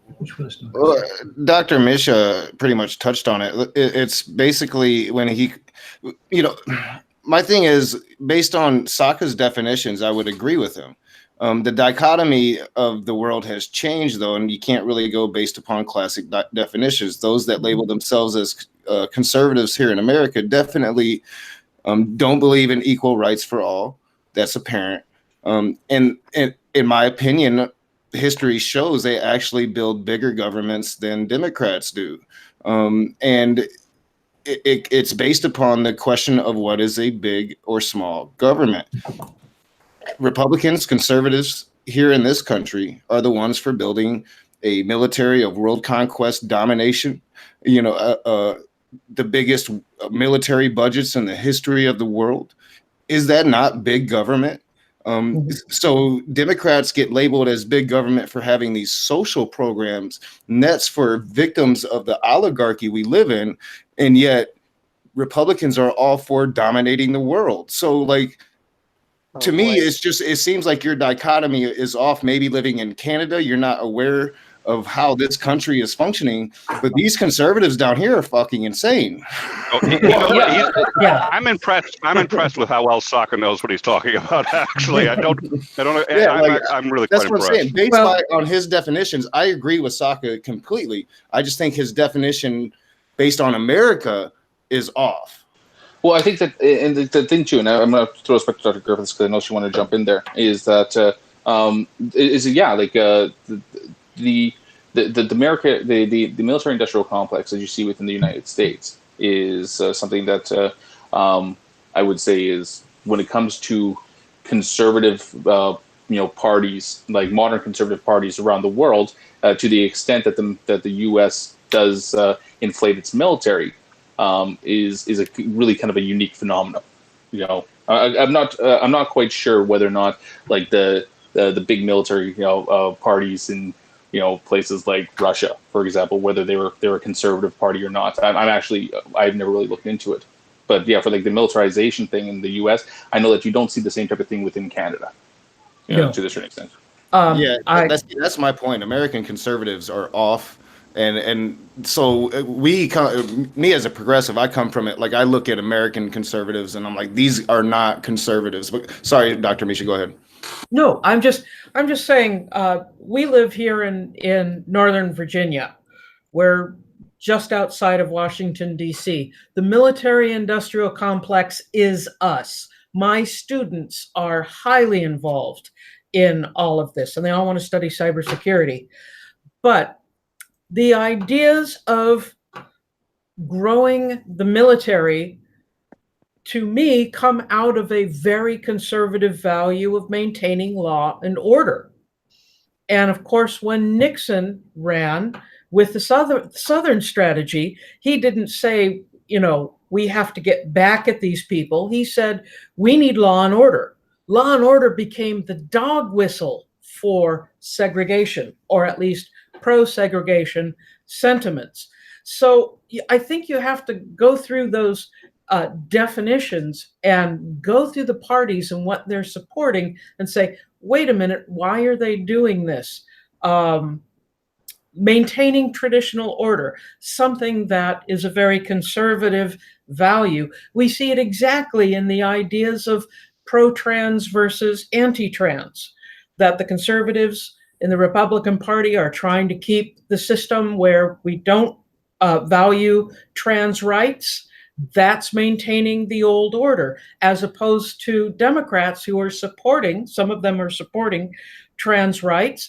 That's supporting individual rights for these people. Dr. Misha, can I ask you a question? Sure. Yeah. Did you ever have recruiters in your schools that you taught in? Sometimes, yeah. Oh Jesus, I got to remember your name. Sure. The good Reverend Reverend Socka Count. Socka. Yeah. When you went to school, do you remember a lot of recruiters coming through your high school? No, actually, it's funny because I'm actually in the Navy. There you go. Nowadays. But yeah, There was I'm actually I never saw a recruiter in my high school at all. They have them stationed in almost every high school in America these days. Yeah, you go to Flint, Michigan, and they basically live in the high schools. Yeah, See, this gets back our to recruiter had an definitions. office. This gets back to definitions, though, because you see, they don't see that as big government. They see that as the role of government. Big government is when you start tacking on to government past what it's supposed to be doing. So government is necessarily supposed to protect us, and we need protection from everybody. So we need a military budget that is in surplus of all the other military budgets of all the other countries in the world combined. 23 of the top 25 are allies. But that's because that's the role of government. It's not big government. It's the minimum necessity. It sounds crazy. It seems utterly unhinged, but that's the way they view it. When you start tacking on anything outside of the necessary, what you need in principle for defense, what you need for a legal system, arbitrating any kind of disputes, so on and so forth, that's big government. But whatever is spent inside of that framework is actually just the cost of doing business. But to a Democrat, that's big government because we don't need that. But it's two different ways of looking at the world. But that's why, again, that terminology can just get us killed in terms of trying to have this discussion because they don't think it's big government. That's why I agree totally. We have to define what big government actually means. And I wanted to touch on that too, Naksuji, because you brought up a really great point here a couple minutes ago. Okay, you talk about liberalism or Democrats and wanting to provide these entitlement programs that are essentially social safety nets, and those on the right side want to say that that's big government. But when you look at the numbers, entitlement programs against, like, say, military spending, it's the military spending is a lot more. Yeah, and even most of those entitlements, they go towards rural areas.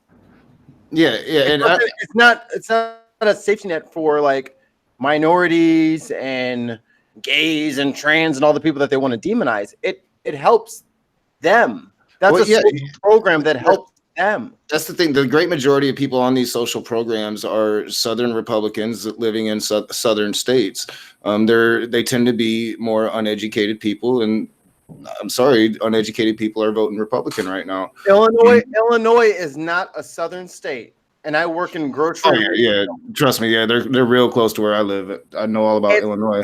But I want to just put out that I'm not so far left that I don't think we don't need a military. Of course, we need a military. I'm just saying that we spend outrageous amounts of money on our military. Nobody ever really even brings that into the conversation of big government, to where the conversation always, but even take out the military aspect, as Dr. Misha was saying, just history shows that these right-wing governments of this country that claim to be for small government actually grow the government every time. All you have to do is look at history.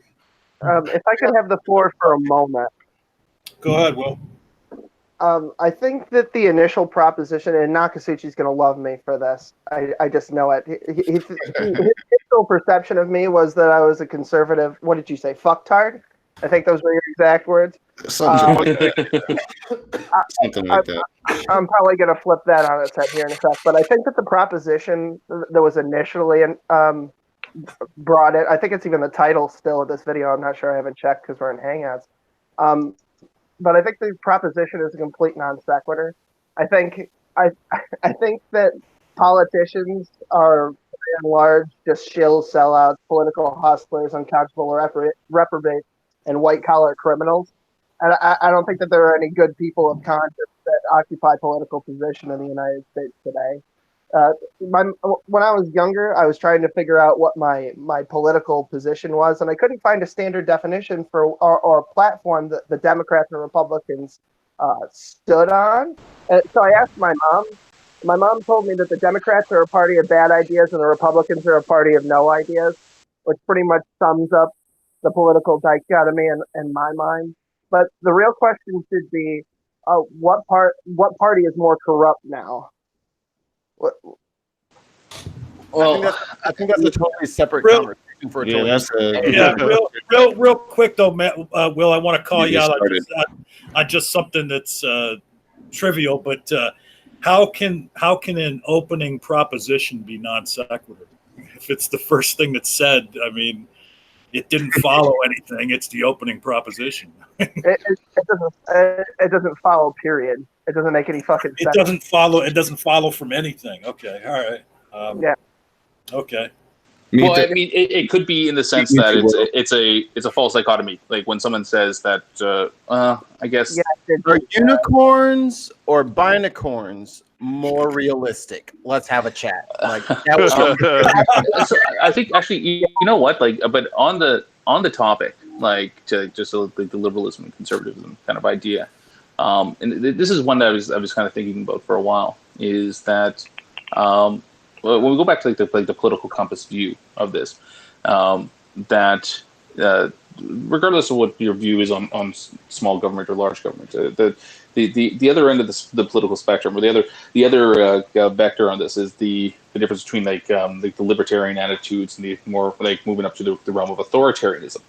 Is that where do most people will fall on this? Like when it comes to which one of those type of systems, like more libertarian or more authoritarian, would be the better guard of human rights and equality.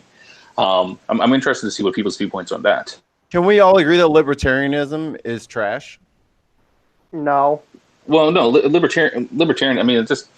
I mean, the concept is just individual freedom. Like when on that scale, when you're looking Have you between ever heard Mike Kokish talk, or have you ever heard? Yeah, like it's literally like libertarianism to me is I'd like to be an individual now that I've sucked up all of the rewards out of being part of a democratic republic, and that's bullshit. Like you didn't start there, so you can't just. So are you saying like that like on that viewpoint there that the government should have more intervention to stop people from having capitalizing on more part of the wealth than they should have? No, I'm saying that it's bullshit for someone to say that I don't want to pay taxes anymore after they've soaked up everybody else's taxes, and now they feel like taxes is wrong. Well, no, I'm just trying to get your position on this, because if you think that like if your viewpoint is that every single person should have individual freedom, like they should have no government interference in what they do, and if they manage to be successful to a degree that they earn more wealth than any person around them, Time out. You gotta go step at a time. You said earn. How are they going to be ensured that they earn that money? Well, I think there may be a disagreement here over the definition of libertarianism and just what the bounds of that may be. Mm-hmm. Yeah, like libertarianism is an ideology. Libertarian, I mean, on the political spectrum, is just your position when it comes to the level of freedoms that people have. How about that? Can we just relate, instead of trying to tie in the entire libertarianism as an ideology? Can we just talk about how about we just say freedom versus individual freedom versus authoritarian? No, but that's great if I agree to those terms, because I think you should probably move the goalpost a little bit, not quite so close for you, and maybe a little bit further for you, and maybe closer for me. Is where I'm talking about on the political spectrum. Like on the political spectrum, the when we always do those when people do those political compass tests, we don't live in but we don't live in an authoritarian government yet. So for you to make that your furthest goalpost is kind of like begging the question. Like that's kind of cheating. You're not in begging that. the question. Well, it's not begging the question to ask your opinion on where we should be on that scale. Because Okay, I'm not begging. What I'm asking you is between the position of as much freedom as possible, or as much freedom as the government allows. Like, where do you fall on that? Seeing as we do live in a democratic republic, I would go further away from more individual freedom, just because the people that we elect are the people that the free people choose to elect, and we choose them to craft our laws. You know what I'm saying? So I have respect for the process, even if I don't have respect for the people that are involved in the process at this current moment. Does that make any sense? No, it does actually. And you know what I'm saying? So yeah, so in an ideal situation, I elect people who make competent decisions on things so that, yes, I do have my own freedom, but I also respect that I'm not always right, and I need an intermediary for many things. So, Hey, what's really okay. Go ahead, John. No, I just want to get in here and see something here. Will Kincaid, instead of bringing it out here, he put in the chat that this room is loaded with liberals. So I want to go right down the line, starting with Socka. Do you want to identify as left or right, Socka? I vote for the Conservative Party of Canada. Okay, That's who I vote for. And when I ask the question, I'm talking about an aggregate score because, as we know, everybody can have, ideas on the American system. You also mean like Americans. Yeah. Well, yeah. And Jerry, do you identify as left or right? He's out of the room right now. Okay. Oliver, Ollie. I'd say left. Dr. Griffith. I'm a historian. Oh, got him. Well, the spirit of Steve McRae is here tonight. Nick. Left. Nakasuchi. Far left. Will, I warned you wasn't ready for the great debate community. Oh no, I don't want to talk over people and shit. There's like, Will, what's your answer, Will? Left or right? Somewhere in the center, but hold on. Okay, but is it center left or center right? It's probably center left. Don't be a liar, Will. Come on. I think I'm fucking you remind me of what happened to that guy, the atheist who was at the border checkpoint in Dublin, and they catch him and they say, "Are you a Catholic or are you Protestant?" He goes, "I'm an atheist." Yeah, but are you a Catholic atheist or a Protestant atheist? All right. Well, so I identify as left. My aggregate score puts me on the left. So I thought that was a Steve McRae joke. I was about to fucking. So Will, while you are right that it seems like there's a group of people all here against Socka. That's not necessarily something that was planned. We invited everybody, and I didn't necessarily know. I certainly knew what the Raging Atheists' political leanings were before this, but didn't know anybody else's. You guys would call me center right, but on my political compass, I think I'm center left. I'm trying to bring it up because I put it on Facebook. Well, Will, I think maybe your compass is a little broken then. Oh, for fuck's sake. Yeah, that's witty. John, gotta make up for. John, just to be fair to him, I think we have kind of stifled him a bit. Maybe we should let him go for a minute. Who, Will?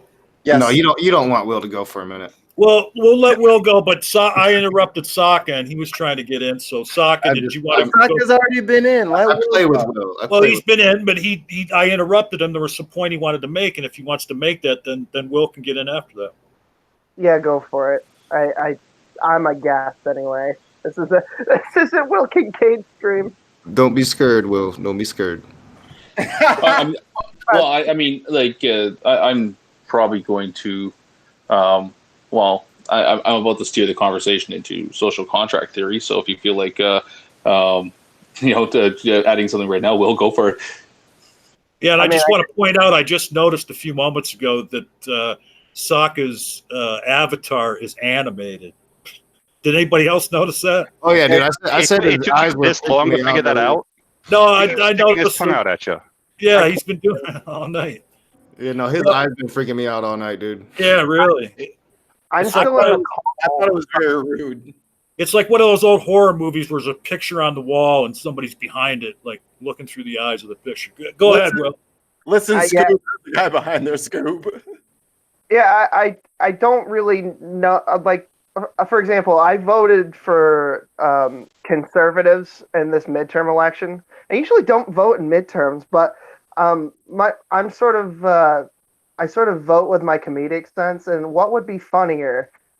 I live in a completely blue state. I live upstate New York, so it's sort of leaning red. Although I did meet a guy who's never heard of Jesus before, and he's attended a Klan rally, so go figure. He was supposed to be on my show today, but he bailed. I can't imagine why. But so like I don't really take I guess I sort of take politics seriously on an individual level, but when it comes to like elections and stuff, and I understand that elections have consequences, I don't take that shit seriously because I know that they're all just business criminals, like left and right. It's just, where is the money? It's like, okay, so the Republicans are invested in the military-industrial complex, and the Democrats or the liberals, however you want to frame it, they're more invested in the social end and immigration. Well, you just made a pitch to join the progressive left. I don't even know what you're waiting for. I mean, I self-identified and you pretty much named our entire platform right there. And the average campaign contribution to Barack Obama was $47. I mean, I advocate for the removal of money in politics, but realistically, that's probably never going to happen. At least, why? Wait, I'm not letting you progressive. Go ahead, progressive left, dude. Why do you think that that's not politically possible? Why do you think that's not possible? Because humans are motivated to obtain resources, and one of the greatest resources are methods of acquisition of resources. Every year, we get more states to do it. Every year we get closer. So Will, because you're young like me, I mean, young like me and Misha, sorry. You understand that the people that are in front of us in this whole like government process bullshit are getting very old very quickly. Oh yeah. We have an aging population. So why do you think that will always be the case when they're leaving? They're dying. Like the older people get, the more conservative they get. That's just and there's less and less of them. The older I get, the more left I get. Like I seriously started as a conservative, right-leaning Republican, and I'm as far left as you can get without being communist at this point. I started as a Republican myself. Same. I would have been a self-identified Democrat, but I've been registered as a libertarian since I think 2011. And when I was younger too, I always heard there was the saying that the older you get, the more conservative you get, and that has not been the case for me.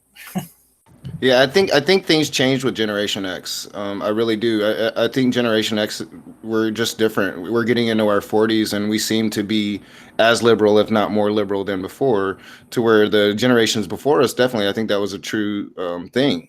But it's just changed. Here's my issue with the Democrats and the left in general right now.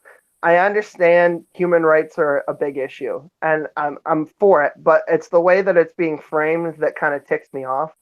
Instead of victimized party X, Y, and Z, can't we just sit down and just have one amendment that says, okay, if you have immutable characteristics, you can't be discriminated on that basis?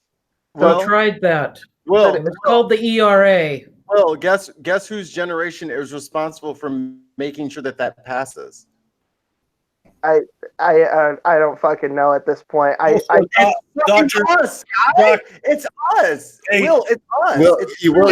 Hold on. Dr. Griffith, take a minute and elucidate Will on the ERA. Yeah, that's the good. Equal Rights Amendment was supposed to be a constitutional amendment. It was one of the last ones that we were fighting for, and it was basically a coalition that included the moral majority, or what would become the moral majority, and a very anti-feminist cadre led by Phyllis Schlafly, who was fighting against it.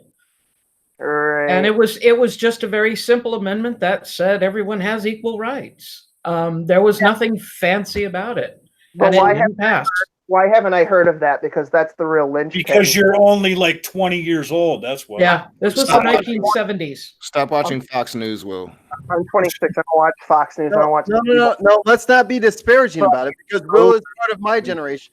Will is part of my generation, so let's not be disparaging. But we honestly can't wait for our parents. It wasn't disparaging. It was just a, I kid with Will. He's doing better than I thought he would.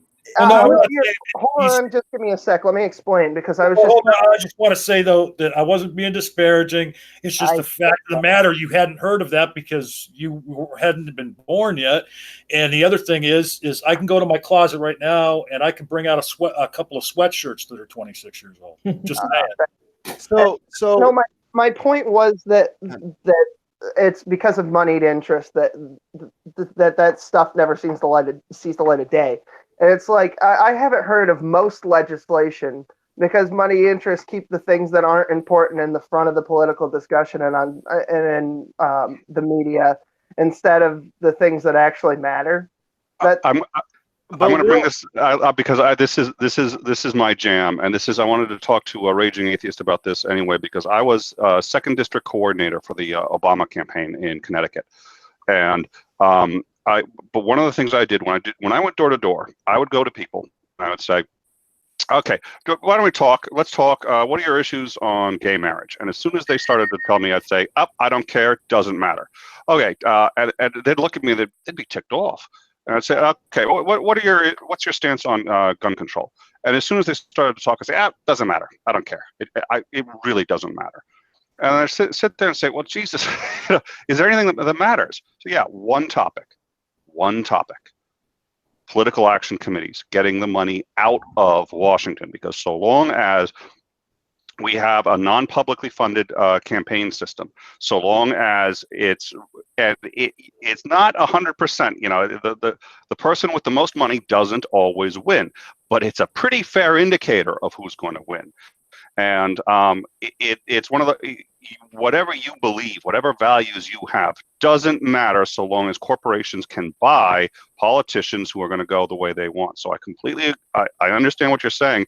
Mm-hmm. I think there are parties and people who, if you look into it, are aware of that problem and who are campaigning on that. So I think what Ollie is trying to suggest is that if you really feel like this is the problem, you're not the only person thinking that, and maybe there are candidates you'd be interested in. Right, and I do fish around for these people. I mean, next year when the mayoral race comes up because the guy always runs unopposed and nobody cares. I know if I run a decent social media campaign, I'll get elected. So I intend to get into politics. Wajida suggested it, so I said, fuck it, we'll do it. We'll do it live. I mean, social media has changed a lot about. Hi, Cheshire. Hello. Social media has changed. I just woke up, and I'm sorry I'm late. Hey, look, here's the thing. After last night, I could imagine you'd be sleeping late. Oh, my God. Oh, wow. What a thing. Oh, come on. She just got into the room, man. She just got into the room. I must be missing it. I've been harassed by the NIFB, so I've missed a lot. So. I was here and I was there latest last night. Needless to say, this move across the country has been physically and emotionally draining. I am sleeping. This is my bed, by the way. I am currently sleeping on the floor. Our stuff is a box of Jameson behind you. Hell yeah. Well, so let's let Cheshire speak for several minutes here. She just got here, and then Socka had mentioned a little bit ago he'd like to steer the bus in a little different direction. So go ahead, Cheshire, and then Socka get in here and take us I was just going to say that social media has played a huge part in essentially changing the way elections can even run, or what activism or what people are interested in, because you can monitor that. You can monitor a lot easier what people want, what people are interested in, what they are receptive to, and like what kind of marketing, essentially. But if you're going to have any kind of democratic election, it's ultimately going to come down to who's popular enough and who can get their word out, and you need money to do it. But it's important. It's just important in the wrong way currently. You're never going to be able to remove money from politics entirely. It's just not going to happen. It's just a matter of dealing with the corruption from that money and how to curb that. Well, the movement is basically centered around overturning Citizens United, and once we can, because right now money's looked at as speech, so Right. That's ridiculous. Fucking horse. Corporations being people is kind of Yeah. problematic. Yeah. So Fuck the that. movement is overturning that. Like, I just want to say, like, Nicholas, it was like music to my ears, and it seems like it does seem like the Democratic Party is starting to unite around these ideals, to where it seems more moderates and progressives like me are starting to agree more. Now, if we can just get through the primary season without killing each other, maybe we will be able to unite and defeat Trump. Look, I'll tell you what. If you want to point to two of the most damaging judicial decisions in the last several decades, it would be the decision that money is speech and that corporations are tantamount to people. Well, Citizens United and Glass-Steagall would be my two ultimate things that we need to get rid of. Yeah, I just so never understood the the. electoral just out of curiosity, though, do you think that those are classically liberal or classically conservative ideas? Based upon your definitions, I would say conservative. It's just a problem. Me as an American don't want to give American conservatives any credit for something that they don't partake in. So it's very hard for me to call it a conservative ideal when in America it's actually very liberal now. So that's what I say. Like, yeah, by your definition, Socka, I'm in a complete agreement with you. I just have a hard time getting into that definition. Wait, so do you think that the idea that people can can give money that have the freedom to finance the political parties that they choose Jesus, Socka. Liberal, or sorry, you think it's a conservative idea? No, here's what they need to do.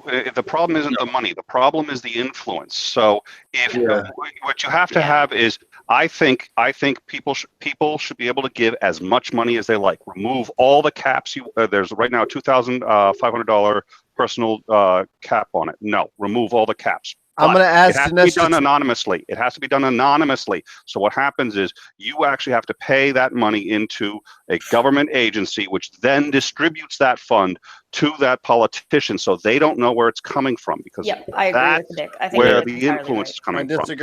I disagree. I think everybody should have the same amount of money, and that way the NRA can't. I mean, if there's 13,000 ads from NRA-backed candidates, I think I know who supports who. You know what I'm saying? Like, there's no way they got all that money from the World Wildlife Federation. You know what I'm saying? Like, it's not from Dinesh D'Souza. Oh, maybe it was. Well, look, hold on. We need to get rid of lobbyists. I mean, there's a revolving door of congressmen and senators that as soon as they leave office, they're going to the very lobbying firms that had pretty much bought their souls for their terms. So, I mean, we have very fundamental problems in this country that has led to very gross social disparity here. And if you're sitting on the top, you don't see it, and if you're sitting on the bottom, you're screaming at nothing. It seems like. Hold on. Let me get. I've been trying to get in here for a minute. Here's the thing that I can't get past. Okay, is if you're going to say that money is speech, and under the current circumstances, then what that equates to is that certain people have a louder voice than others, and that's just something I can't accept, you know. But that's the way it is. Like, no, even with social media, even with like between individuals, if you have people following you and you have people listening to you, you're going to have a louder voice, decidedly based on your platform. Well, but that's apples and oranges, though. I mean, because if you're a person, or if you're a organization that is able to put in a lot more money than, say, your average guy on the street, who are these politicians going to confer with or listen to? Well, that's what I'm saying. Yeah, that's what I'm saying. Exactly, but I'm saying under current circumstances, though. And yeah, Nicholas's idea would take care of that. So yeah, well, and that's the key too, because here's the thing. Let's say you are for the Second Amendment, for so-called gun rights. All right, then you can give money to those candidates. They know why they're getting that money, because they go out and they say, listen, I'm for the Second Amendment. And then anybody who supports that sends them the money, but then they're not beholden to those individuals. They're beholden to those ideas. They're beholden to what they said they're going to campaign on. And you've got Warren Buffett's, you've got Richard Branson, Bill and Melinda Gates. There's actually, for the most part, as many wealthy liberal donors as there are wealthy conservative donors. The problem isn't the money, it's the influence. And it can be tough to tease out those two things, but that's the problem. Yes. But Nick, if every American got $100 stipend from the government, and that's all that went into political politics, that's all the funding that people got, then they have to change the way that they do things. So I think this is kind of why Will is so upset about these things, is because as long as there's Bill and Melinda Gates, as long as there's the NRA, shit sucks. And shit's always going to be skewed. And our generation, we're kind of done with it. So at this point, we're saying take all of it away, because there's no actual way. Can I chime in? The influence is going to become. We've moved so far off of the topic at this point in time. I think we have. I want to just answer that, because you asked a question. The problem is then what the influence is going to become is who can lie the best, who can sit there and get the most number of people to contribute that $100. Who is the most charming? That's going to become the influence. And you can have somebody who's awesomely charming, but it doesn't have any good ideas. Who doesn't have? And that's sort of what happened with Trump. Yeah, that's the Electoral College. Can I? Hold on, let Will. He's been trying to get in, and then let me say something after Will. Go ahead, Will. I have a novel idea. You know how there's a bunch of candidates that usually run an election, like you'll see the token Satanist show up on the ballot every once in a while. Dude, there's 250 Democratic candidates at this point. I'm not even lying. I'm not even lying. There's 250. I just found that out. You only hear about 23 of them.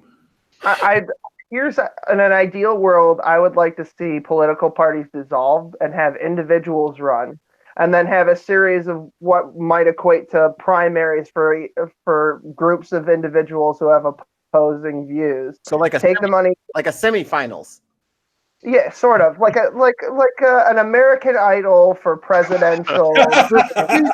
16, the sweet March Madness, the Sweet 16. We'll move election. November nutcases. I mean, I'm a betting man. I won $100 on Trump in the 2016 election. I didn't even fucking vote. I think we definitely need to make it a national holiday and make sure everybody has the day off and that they can vote. Yeah, that's okay. All right, check it out. Check it out. I'm gonna throw it to the good Reverend Socka Count. Go ahead.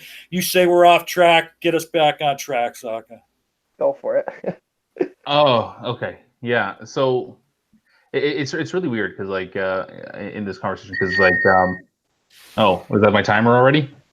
Yeah, you're done. You're done. No, that was my notification. Go ahead. Thanks for your input. I realized that I talk long. I didn't realize that you had a timer. It was only set for 10 seconds. Oh man, that's my intro. Okay. You're done again. So it's I think that the other interesting part of this discussion, because I think we've all kind of like we've gone to the point where classical liberal, classical conservative, these definitions do nothing to to really kind of describe the modern political spectrum that we're dealing with now. Okay, I think that's kind of a a consensus across the board. We get that. Now, so when it comes to the topic of what guarantees or what protects the rights and freedoms we have when we're trying to build this kind of this utopic society in which people have can better live their lives. They can get to a point where they're every single person's kind of like life, liberty, pursuit of happiness, that type of stuff. going back to the classical ideas, and even kind of imprinting this on kind of like the modern kind of concepts of the political ideologies that we have now, is that I like the political compass. I like the political compass, how it describes the two different axes there: economic freedoms and social freedoms. And whether you're left or right, between the amount of government control that should be there and the right of authority over things like social order, where do we fall along this spectrum? That if we had to redesign these political systems or a political party in a way that would best kind of represent these ideas that we have, where are we going to fall on this spectrum now? Between small government, big government, the large amount of authority over things like social order, or I always pronounce this wrong. The French word, absolute freedom, laissez-faire. Laissez-faire. Thank you. The laissez-faire. Fuck, I'm the worst Canadian ever. I don't even speak French. You're Canadian. God damn it. I'm going to be dining on this for months. I got to school a Canadian on French. Tabernacle, pamplemousse. Okay. Yeah. Say it again. Wait, say it again. Laissez-faire. Say it. Laissez-faire. Laissez-faire. Okay. Close. Yeah. So like where like we all do the tests and we all see where we fall like on them, but like. So a lot of people are going to be, when they do these tests, they're going to fall on the lower part of the authoritarian spectrum. They're going to be closer to like the more personal liberties. But when we listen to people talk, even inside this hangout, the amount of authority that you guys want to put on the government over control over social order would be much higher than what most people would actually be probably comfortable admitting to. I have a question before you go on. Are you talking about people in Canada or people here? I think people but listen, just could you put your address in the chat room, because there's some people that want to be knocking on your door for having said that in just a few minutes, and you're going to be visited by a couple of friends I know from the government. Don't worry about it. A couple of black hands are going to pull up. Yeah, exactly.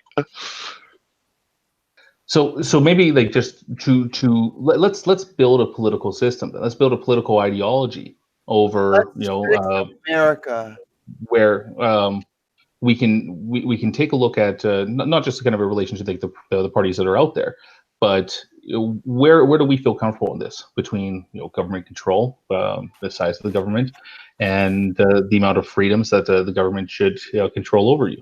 I mean, ultimately, it kind of depends on what you're trying to do. If you're trying to go like essentially full capitalism, the government, you want to shrink the government as much as possible and have it in as little effect in anything that it can possibly have.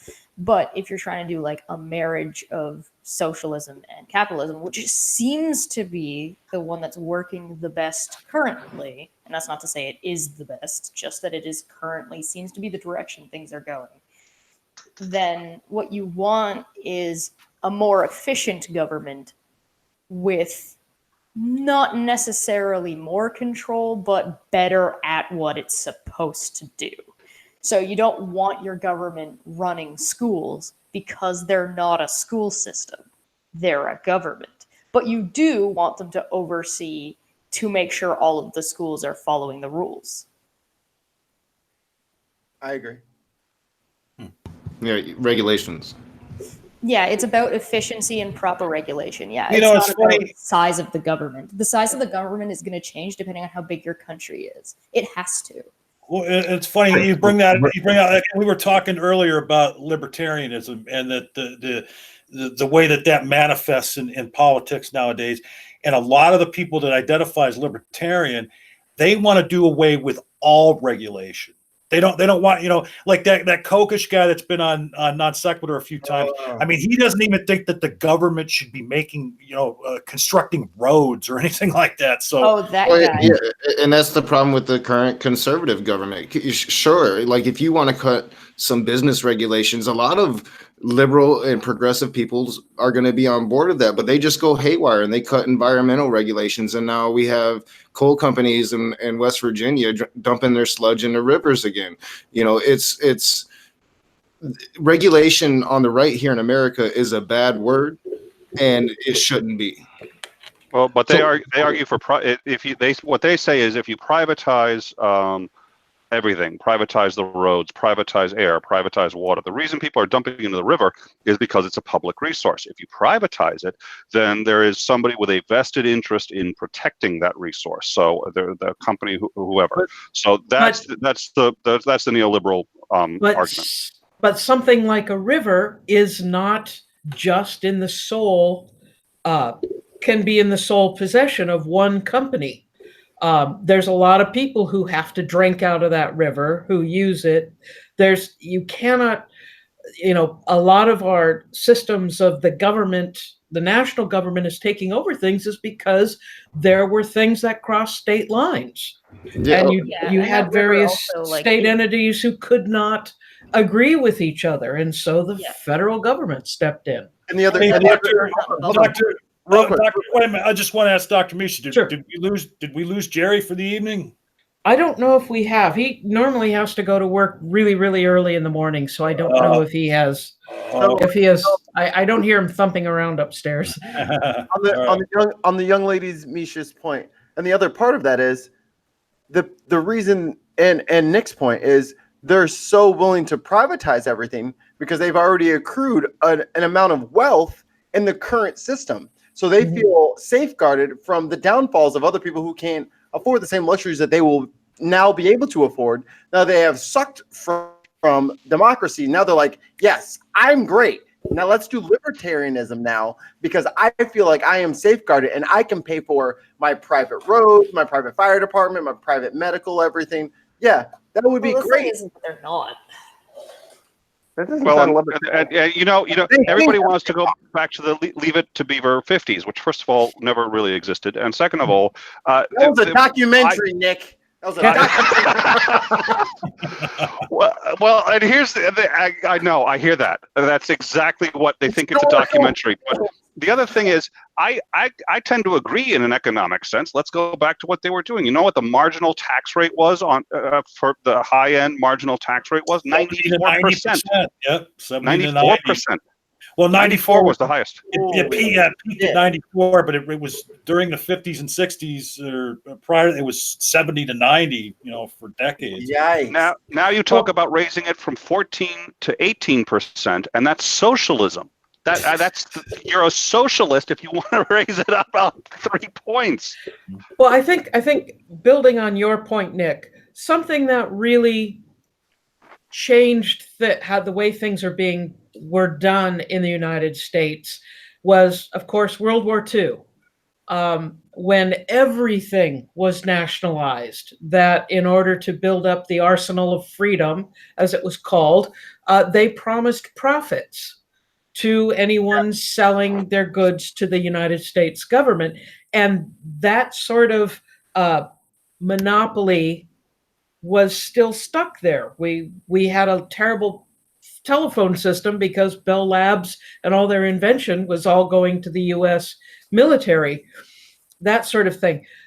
The Cold War, World War II, and then the Cold War after that really changes how people approached the ideologies, because all of a sudden there was the bear in the woods, as Ronald Reagan called him, that the Soviet Union, we had to do everything differently than they did.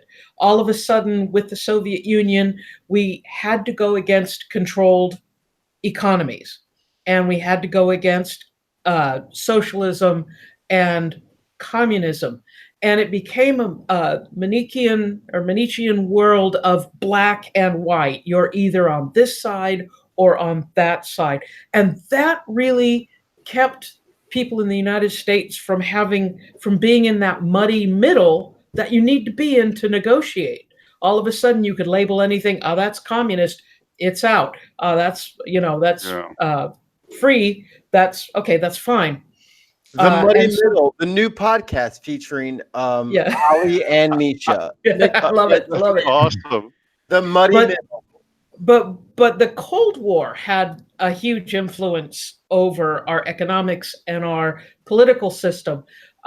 There are some historians that, including me, that hold that when LBJ was pushing the Civil Rights Act and was trying to get the Republicans, especially the Northern Republicans, to sign it, he wasn't talking about necessarily, we need to help the black man.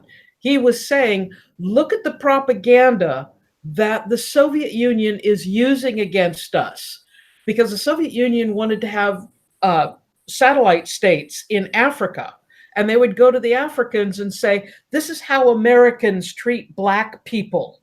And then they'd show the fire hoses and the civil rights marches and, Bull Connor and the dogs and everything. And they'd show the worst of this footage and say, this is how Americans treat their own black people. How do you think they're going to treat Africans? You should come and support the Soviet Union. That's a strong case. That really changed the paradigm of the political parties. But it also became very dangerous because all of a sudden you could label somebody as communist and you no longer listen to them. There was no longer any give or take. It was all one or the other. I love you, Misha. Yeah, I agree. I think that was Bernie Sanders' biggest mistake in 2016 is his embrace of the term democratic socialist. Yeah. When he clearly wasn't. He's a social democrat, and he should have defined that term and rejected the right-wing smears, because there is a demonization in people to the term socialist, to where they're going to turn you off just because of that. And when you embrace that, you're turning off a whole segment of the population. And I've often said that was a huge mistake. And the largest arguments in the, please. Go ahead. No, the largest political parties at the turn of the 19th century were the Social Democrats in Germany and in various other places in Europe. They were very popular, very strong. But yeah, and I think that's a good point. Is because that's the entire social liberal kind of ideology, which is. Like when Bernie Sanders goes out, instead of being like he's a socialist or anything like that, so people I think should become more familiar with concepts like social liberal. Yeah, he's not. He's not a socialist. And nationalized healthcare is not a socialist socialist movement. It's just not. We are so centralized in our outlook to just start firing off fascist and socialist every which way doesn't really allow for an intelligent discussion on what's going on. It not just makes people angry. And not just the socialist word, but the C word gets thrown around a lot too. Communist. Oh yeah, and he gets labeled communist now. It's socialist and communist. It's both. So it was a huge mistake.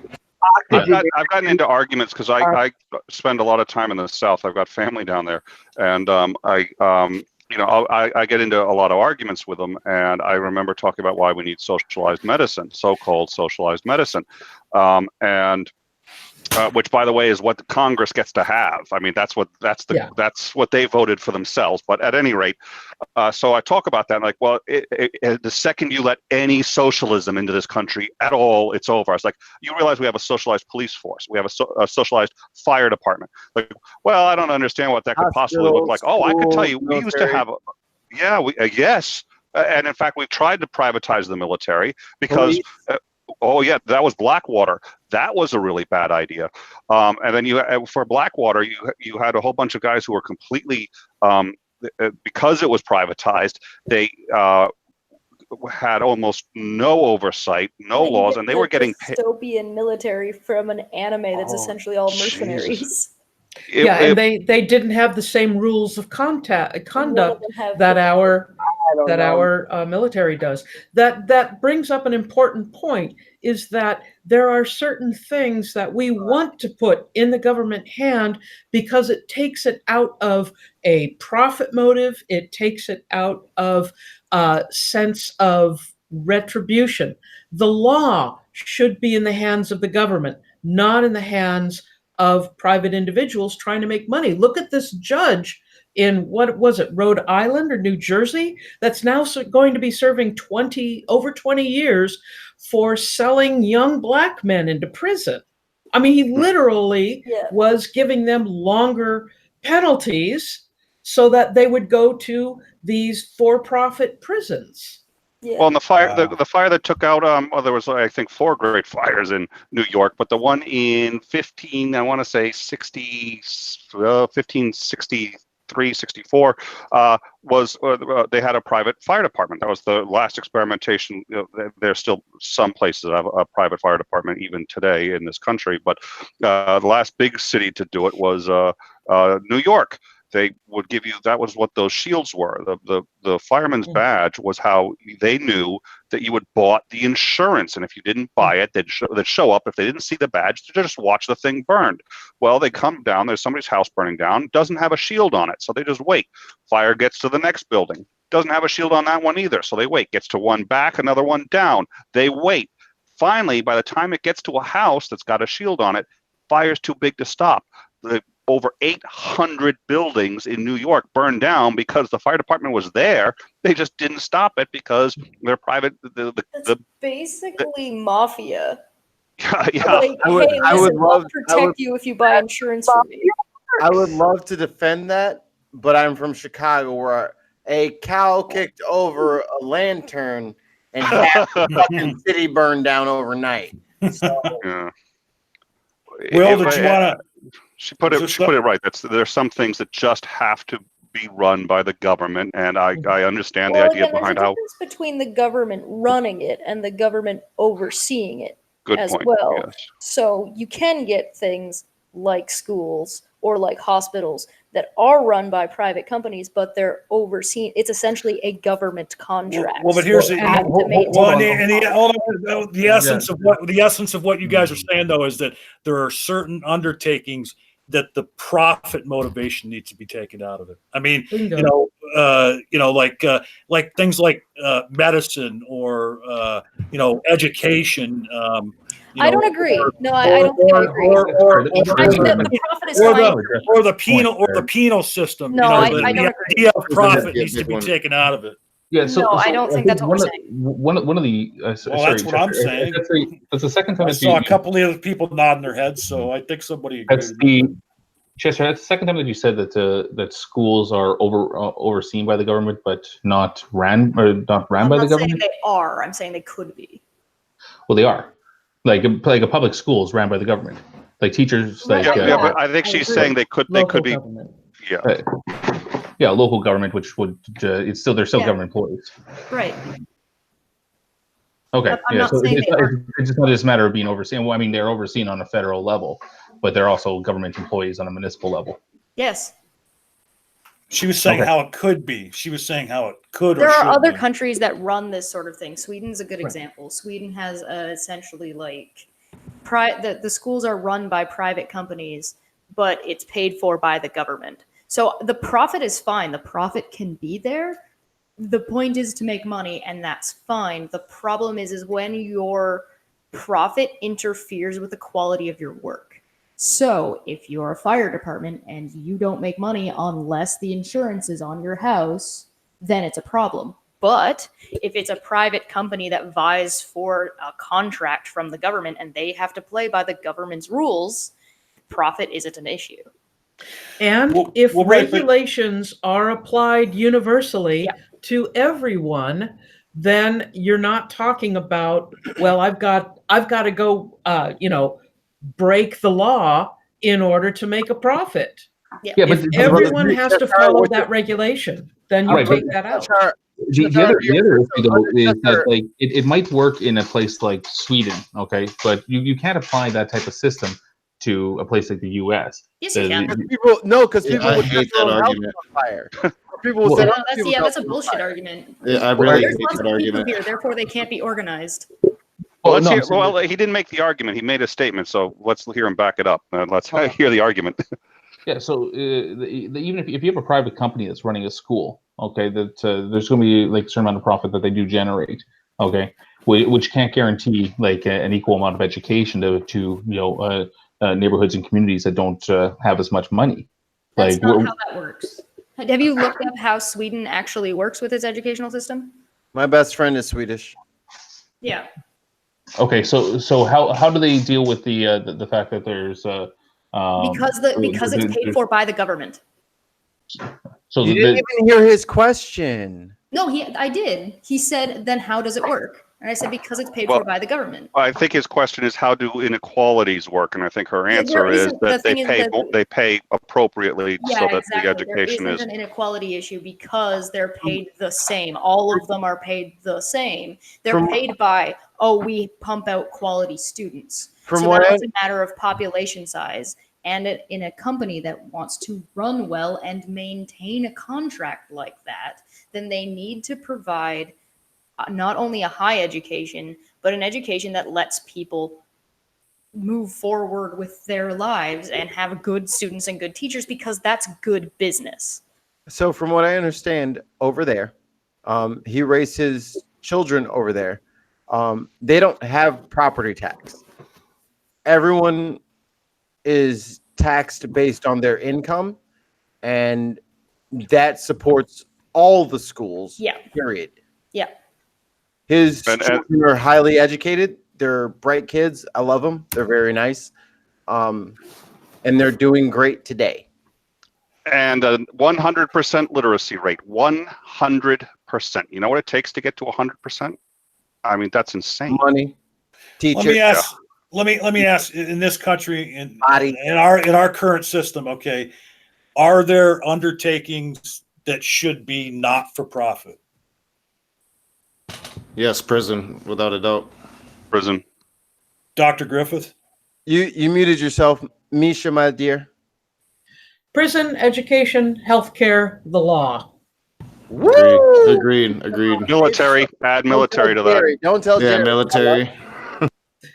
I know she'd have oh yes, you have military on that. I know you do. I'm not sold on healthcare. That's pretty much the only one I disagree with. Why? Because people should be able to make money. No, those are two separate. Those are two very different questions. Do you want to? Do you want like the whole 3-minute dissertation, or I'll set my? No, here. I'll try to guide this in a way that's more meaningful for the people listening that aren't us. You feel me? You think people should make money off of other people being sick, right? This is why I'm conflicted. It's not that. Yo, we're trying to do this very quickly. So just wait. Let him answer, Ollie. Let him answer. I'll just give you the basic answer for why I feel this way. It's because I don't have a better solution to the problem of doctors needing so much fucking insurance and how expensive their education and their insurance is. But that's not what I'm asking. But that's nobody's saying they should be remunerated for what they do, and and still not make a very good living for you've gone to school for 10 years and done a residency and yada yada. Talking about the system being. That's why I cut him off the first time. Yeah. Because I need very specific answers to very specific questions, because this is the only thing we're talking about. Like, damn, Ollie. No, I'm just saying. Go ahead. Go ahead. Whether or not people have to go to school for certain things has nothing to do with what we're talking about. You know what I'm saying? Like, I'm a musician. I've been studying music since I was how old are you in 5th grade? 10, 11? About that, yeah. Yeah, so I've been studying it since then. I can't just walk up to somebody like, "Oh, cool, you want me to like make a track for you? You want me to make some beats for you?" Yeah, that'll be started when I was in 5th grade. $100 million. That's not how it works. Like, you could do that. I don't see where you're going with this. Maybe enlighten me. I've been fucking around in chat and making edgy jokes while you guys were having a serious conversation. I saw your jokes, which is why I'm like, I'm in a different kind of mood. I'm roughing you up right now because of your jokes. Well, you need to take your medicine. Yeah, I was just taking the piss. You're not British. You can't take the piss from Americans. You wasn't ready for this, Will. I tried to tell you. No, I am. It's just fucking 12:30 at night, and I was like, "Oh, let's see what chat's doing." I was like, "Oh, there's some edgy boys in chat, edgy boys." So I was so Socka, get in here and slap us liberals around for a minute, will you? I don't even know what we're talking about anymore. Sorry, what? Yeah, that's why I'm trying to Should call we on have you socialized medicine? to right the ship, I guess. I don't know. I mean, the question was there's a difference between whether or not an organization or a system should be for profit, to be for profit, or whether or not it should be run without profit. As it doesn't mean it doesn't make money. It doesn't mean the people in the industry don't make money. It just means that the system itself and whatever that thing is isn't set up to make money.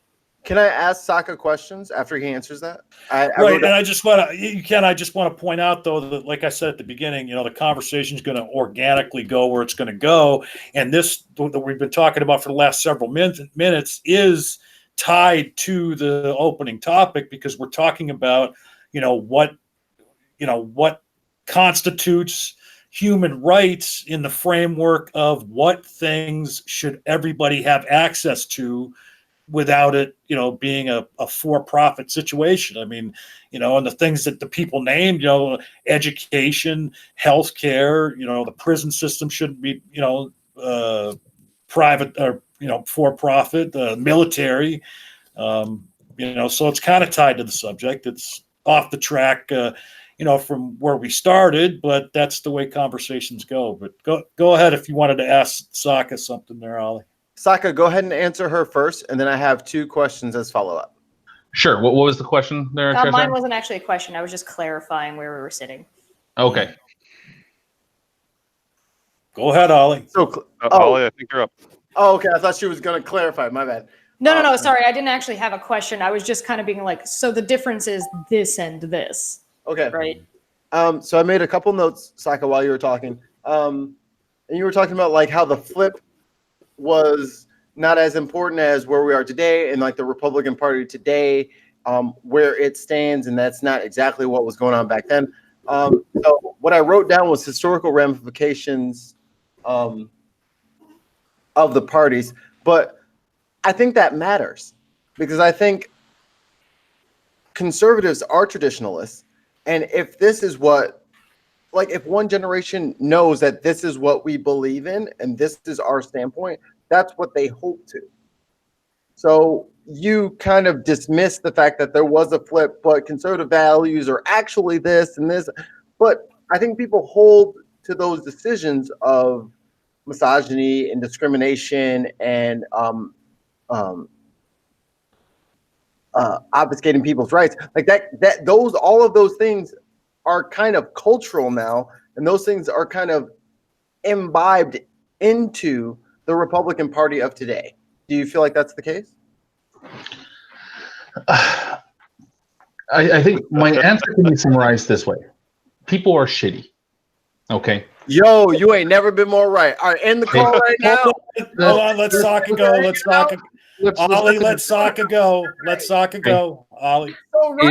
Imagine like you take like 2 different viewpoints, like on the political compass there, where you have like the absolute liberty on one end and authoritarianism on the other side, and you take a look at a system like a social liberal system or a modern liberal type of system right now, where you have the government involvement in social order is very prominent. Whether it's through things like universal health care or like a lot of like the other social aspects around there, like the government involvement's there, and it's being told. Hold on, let me finish this, okay?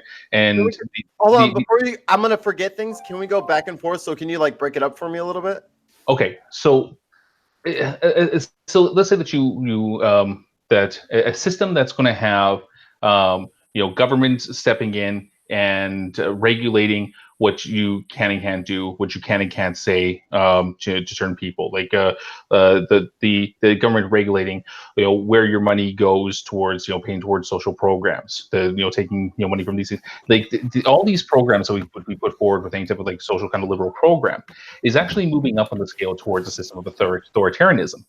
And one of the things that guys like, for example, Hobbes argued for with social contract theory was that we surrender ourselves to a sovereign of some sort.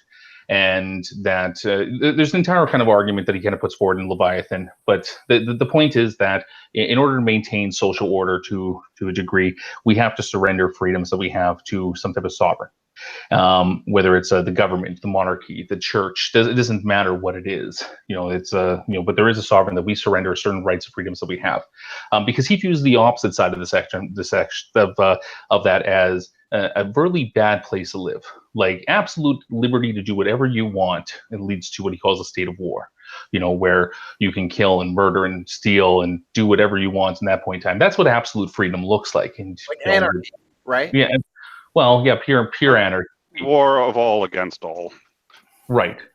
So what Hobbes' argument, or like the Hobbesian argument on this, is that like all forms of social order are going to be preferable to any absence of the social order, and that you need to have some type of orderly system of governance in place to avoid something falling into a failed state. And so what it says is that the people would be most happy, most productive inside of a system that's under authoritarian rule to a degree. Hold on. Well, no, he thought complete. I mean, I understand where you're going with it, but Hobbes wanted a complete. That was the Leviathan, was a sovereign who was. I mean, the Leviathan in the Bible is a creature answerable only to God. That's what he thought the sovereign should be. Right. And that's where my question comes in. Is like, okay, so who's deciding the things that they're saying? And that's a large government, no? Right. So what it would be is that that the people themselves. Okay, and this is where a lot of people would view Hobbes as traditionally conservative, from a classical conservative viewpoint, when he puts these ideas out there. But the problem is that with his system of work can be more, a little bit not quite as authoritarian as people would think. Is that the people themselves of that system are the ones that grant that authority, and they're the ones that could also retract it in that viewpoint as well. So what I'm saying is that with this political shift, okay, is that what the position that we're moving towards, with a lot of these ideas, is coming, I think, more in line what Hobbes was saying, is that I think that we're moving towards a system of authoritarianism. Okay, we're moving definitely in that way in the spectrum. Now, here's the thing. Okay, this is the point that goes back to the question you said, is that under a completely kind of a benevolent sovereign, living under an authority would not be a bad thing at all. Okay, if the sovereign which you surrender all the rights and freedoms to was completely benevolent, then authoritarianism would be an ideal place to live in, like that type of system. Okay, but then on the same thing. Okay, hold on. I swear to God, I'm not gonna not let you finish. But we have to go back and forth because I have ADD and I'm losing you. Like I'm forgetting points. So listen, we got to just let Socka Count talk for 30 minutes. Yeah, we just need to let me talk for 30 minutes. But one thing, Ollie, is the thing is you cut him off in the middle of you cut him off in the middle of a. Well, yeah, because he's asking for clarification. Socka doesn't breathe. No, here's the clarification. I finished the point and then I kind of summarize it. Okay, so on one end of the system, you can't finish the point and summarize. Like double the double. Like Ollie, oh my let goodness. him finish, Ollie. Okay. Yes, sir. On one end of the system, under a complete benevolent sovereign, authoritarianism is good. On the other end of the spectrum, if all people were inherently good, then free reign libertarianism would be ideal. So when we go back to the question, is like what system would be best with this political shift? It doesn't matter. Okay, it matters what the people do. The systems themselves are amoral, they're neutral. Okay, but what the people will dedicate themselves to, whether the people are good on their own or whether the people need to have a benevolent sovereign to rule them, those are the questions like that come into play then. And if you believe that that people are not inherently good, then you're going to want to live under some type of system where you have under a benevolent authoritarian.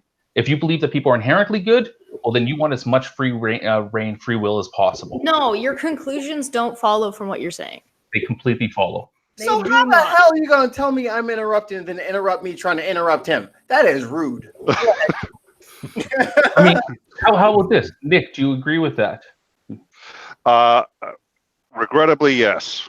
But the thing is, I Thank you. agree with what you're saying. I'm saying it realistically, they don't follow just because It completely you have a follows. benevolent government doesn't mean, even if you have a benevolent ruler, there are going to be people that are going to suffer. It won't be good for everybody. And No, so that's the even point. if you have these idealistics, they're just not that's fine. You can have them, but they don't function. Yeah, so that's the point. Is top-down authoritarianism, okay? Like where all power is limited, other than what the benevolent sovereign says, then the society will be good. Okay, bottom up, if people are just naturally benevolent, then that system's good as well. So what's Now- your point? And he's acknowledging it's not that clear, because what he wants to do is he's asking for a hypothetical. He's admitting that nobody is on one end or the other end. What he's been asking people for answers on is, where are you in that spectrum? Because he's asking for an answer to that question. But I think even he is, by just asking that question, is already ceding the point that you're not going to get a black or white answer. That's not what he's looking for. Okay, so philosophically, Exactly. yes. So philosophically, yes, everybody would want the society that you propose. But practically, Well, he's proposed two. yeah, but practically, has there ever been evidence of any society ever that has ever done that? Well, that, and he also said that practically it doesn't matter because they both reach the same result. And might I No, point out?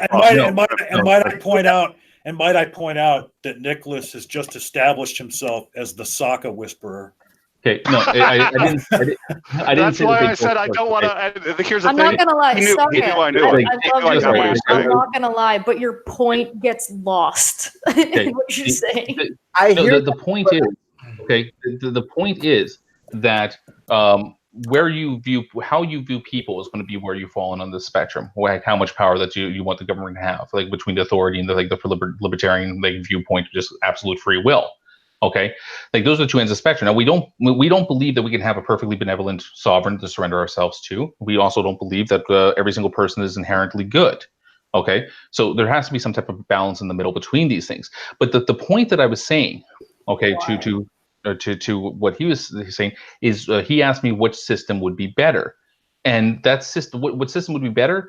Well, in a perfect utopia, if you had a world where everybody was good, well, then the free will way is the best way to go. If you have a world where people are bad, well, then you want a benevolent authoritarian. Okay, but at the end of the day, like if in those two worlds would both be granting, would be the best possible world to live in if people were that way. Now we know people aren't that way. We know we don't have a benevolent sovereign. We know that we don't have every single person being inherently good, which means we have to find a middle ground in the middle, somewhere in there, where we can kind of hang our hats and come to the most conducive society out there. Right, which is why the question I initially asked was about the historical ramifications of parties. So if those parties have proven themselves to be unreliable and dangerous and authoritative and oppressive, then perhaps that system is not the correct system. Well, here's one thing, though, which is that you may be right, maybe not. I think the problem is that there's only two parties. I think if we had three parties, you're going to have a much more stable system. Which leads me to my second point, which I was really ready for. So a couple times now you've talked about like a political compass. So your political compass and the way that you describe it, it does not protect the rights of everyone. It protects the right of most.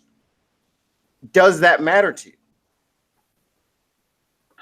The political the political spectrum, again, this is the point I think that we're missing here. Political compass. Yeah, on the political compass.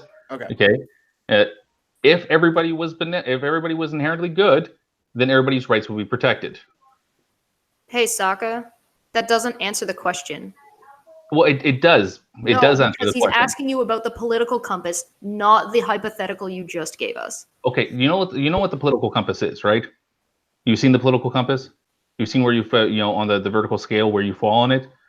Okay. Yes, but I'm talking about that entity, not opposed to the differences inside that entity. So using that entity leaves people in the gaps, and that's what I'm asking you about. So you're saying that method is an inadequate tool for measuring because there are people who are not accurately represented by that tool.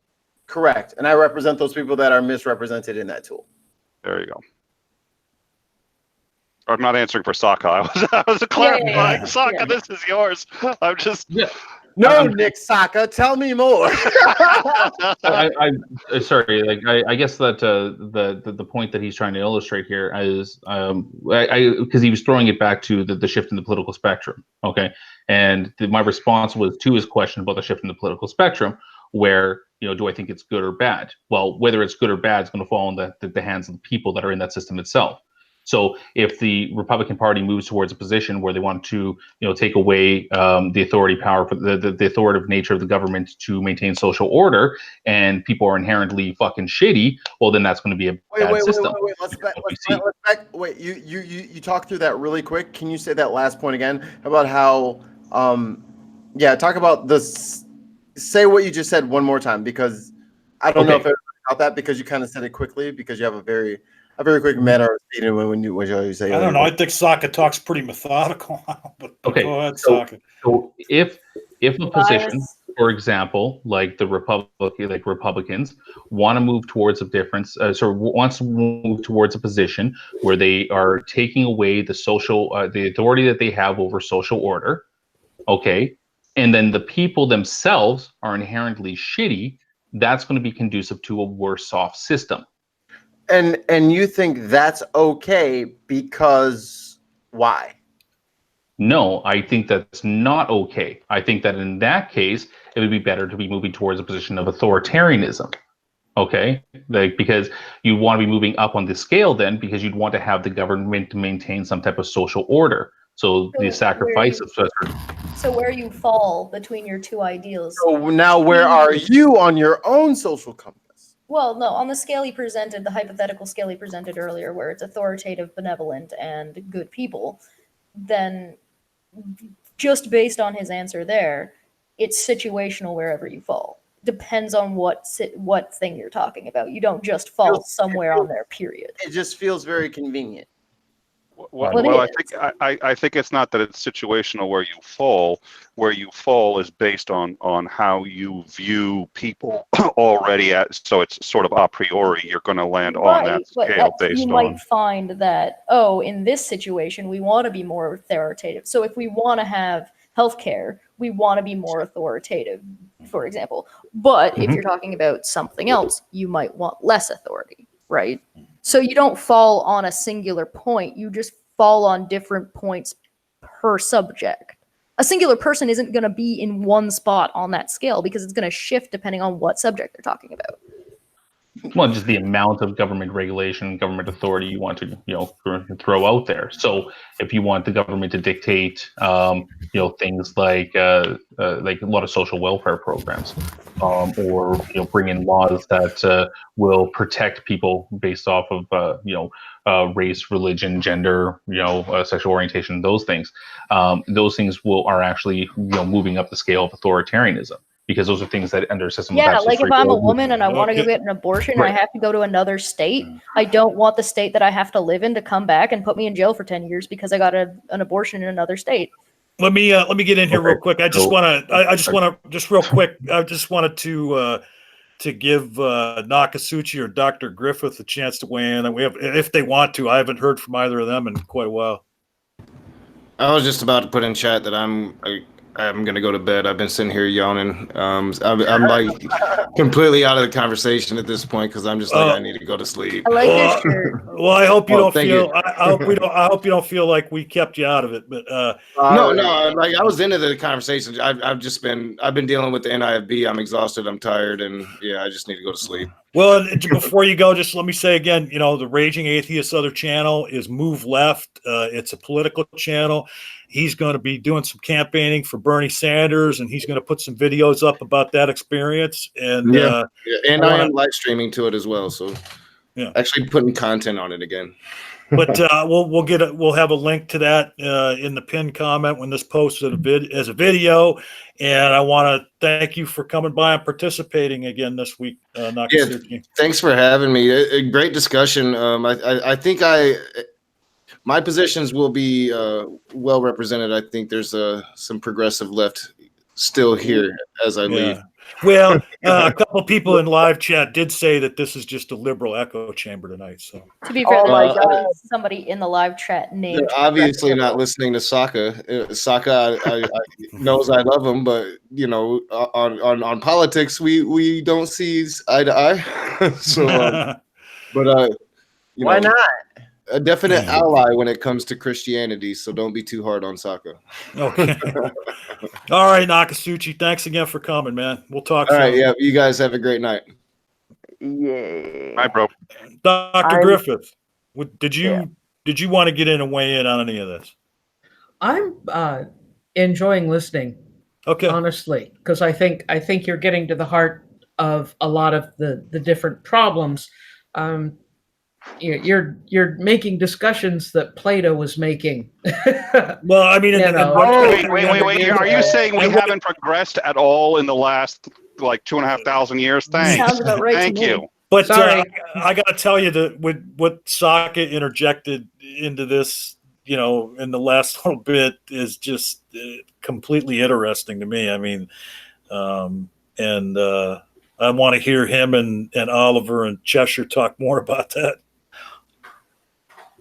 Well, And Will, come on in. The chat made a really good point. The chat made the point that is it authoritative to wish for bodily autonomy?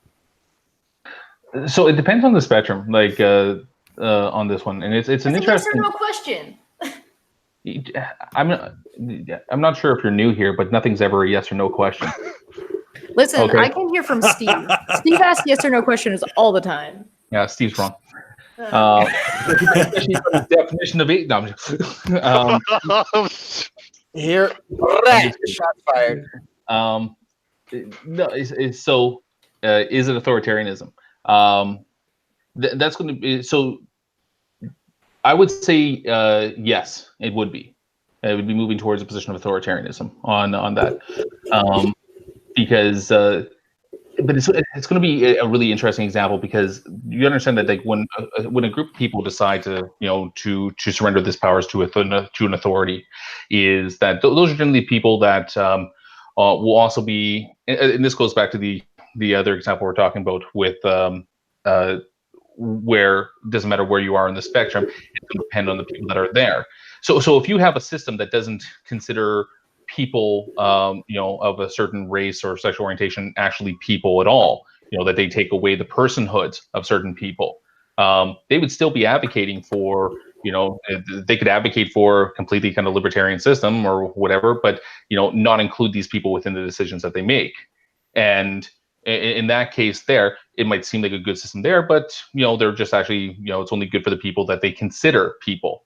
So under like the view that the conservatives or the Republican Party generally puts forward there is that they're extending the definition of personhood or people that should be protected under the to the unborn. Okay, yeah, but that wasn't the question that I asked. I asked, is it authoritative to want bodily autonomy? Is it authoritative? Oh, is it authoritative to want bodily autonomy? No, that would be on the libertarian side. Right. So at that point, is it authoritative to remove bodily autonomy from someone? Yes. Okay. So that being the case, like I said, this is a point that chat was making. And hopefully I'm following their train of thought properly. I might not be, and I apologize. If that's the case where one is authoritative and one isn't, from our discussions before, that would put you on the authoritative side and me on the not, right? Yes. But at every other point in this conversation, it seems that we've been on the opposite sides. I would say so. So then does that not demonstrate that your point about this being the benevolent good and being between these points or being somewhere on the spectrum, that it's not accurate, that it doesn't, what Mike was saying was right, that it's not an effective tool? An effective tool at what? At distinguishing where you fall in the political spectrum, because your political spectrum is dependent on you as a person, not based on what your opinion is about that specific situation. But isn't it just a dialectic device? Well, that's what we're saying. We're saying that it's not an effective one. Just quickly, I'm gonna sign off. Chat has unanimously decided that I am the king, and I've defeated all of you in this debate. So I think I can hang my hat on that one. I concur with that. Yeah, right, exactly. I Is love mayonnaise a person? So, Will, was that your Sky Out impersonation that you just did? Yeah, I really love chat so much. The absolute trolling and the absolute fuckery that's going on in chat right now. Great. I like how the lovely young woman who's both stunning and brave. I can't remember your name. Is it Cheshire? Is that it? Me? Yeah. That's me. I love how you're just camped out in chat too. It's wonderful. Anyway, I'm gonna take off. Subscribe or whatever, or I don't care. And what's the name of your channel? It's just Will Kincaid, and Nakasuchi can't spell it, and apparently neither can anyone else. So I'm gonna WILLKINCAID. Is it 2 L's or is it 1 L? It's 2 L's. I was gonna get the chalkboard. Hold on, let me just. Okay, so longest goodbye ever. No, it is the longest goodbye ever. So I'm just gonna get rid of that. Yeah, we can't see that because everybody's picture is covering it up. So put me on the big screen. What are you, fucking gay? Yeah. All right. Hold on. Give me 1 second. Fucking gay. Well, there you go. All right. So it's W. I don't know, but that sounds like communist propaganda to me. It's still getting covered up by everybody's picture, even though you're white box, man. Shit. Hold it above your head. Hold it above your head after you get done writing. Yeah. There you go. It's Will Kincaid. Over your head. Hold it above your head. There you go. There you go. He doesn't know where that is. Yeah. Dude, all right, Will. Thank you for coming. Thank you for coming by, man. We'll talk soon. I'll talk to you soon. KK, bye. Okay. He's adorable. Who was Socka? Go ahead. Yeah. Yeah. So, so on the system there is that when it comes to the government interference, the government regulation on something, you can fall under the you can be really closer to like the liberty side of things if you believe that, for example, that every single person is entitled to life, for example, the right to life. And if you have within your definition of everybody include those that are unborn, then that would be a position of something that's very liberal in that viewpoint, or very close to like the position of freedom on that chart there. But if you don't count those people, like the unborn, as people to be to have like moral obligations towards, then any type of regulation that would go to take to favor their rights over yours would be seen as authoritarian.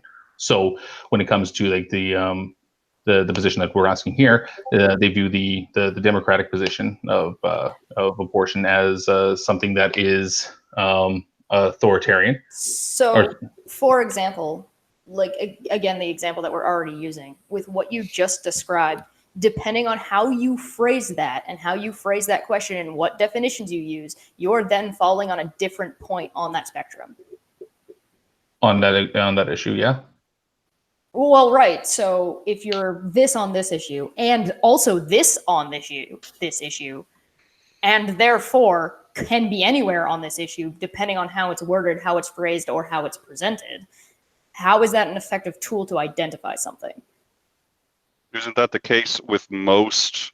I mean, even with the current liberal conservative, I mean, you're going to have that. Yes, exactly. Yeah, pretty much. Like that's I'm not sure if you missed the first part of the conversation where we talked about like how the conservative and the Republicans and the Democrats don't really fall on any particular side that you can label them as liberal or conservative by any type of classical definition. Right. Yeah. No, I'm aware. Thanks. Tips. But Mike was bringing up. Hold on. Let's jump in for 2 seconds. Yeah, go for it. My Yeah, please. my finest lady, Misha, are you clocking out for the night? Are you about good? Yeah. Let's do that. Go ahead and do that. Yep. I'm going to let you guys go, but thanks everyone. It's been a lot of fun. Hey, Take care. Good to see you again, Doctor. Dr. Griffith, before you leave, Yeah. so we already know that one of your channels is Misha Griffith. What's the name of your other channel, you and your husband? History Unsettled.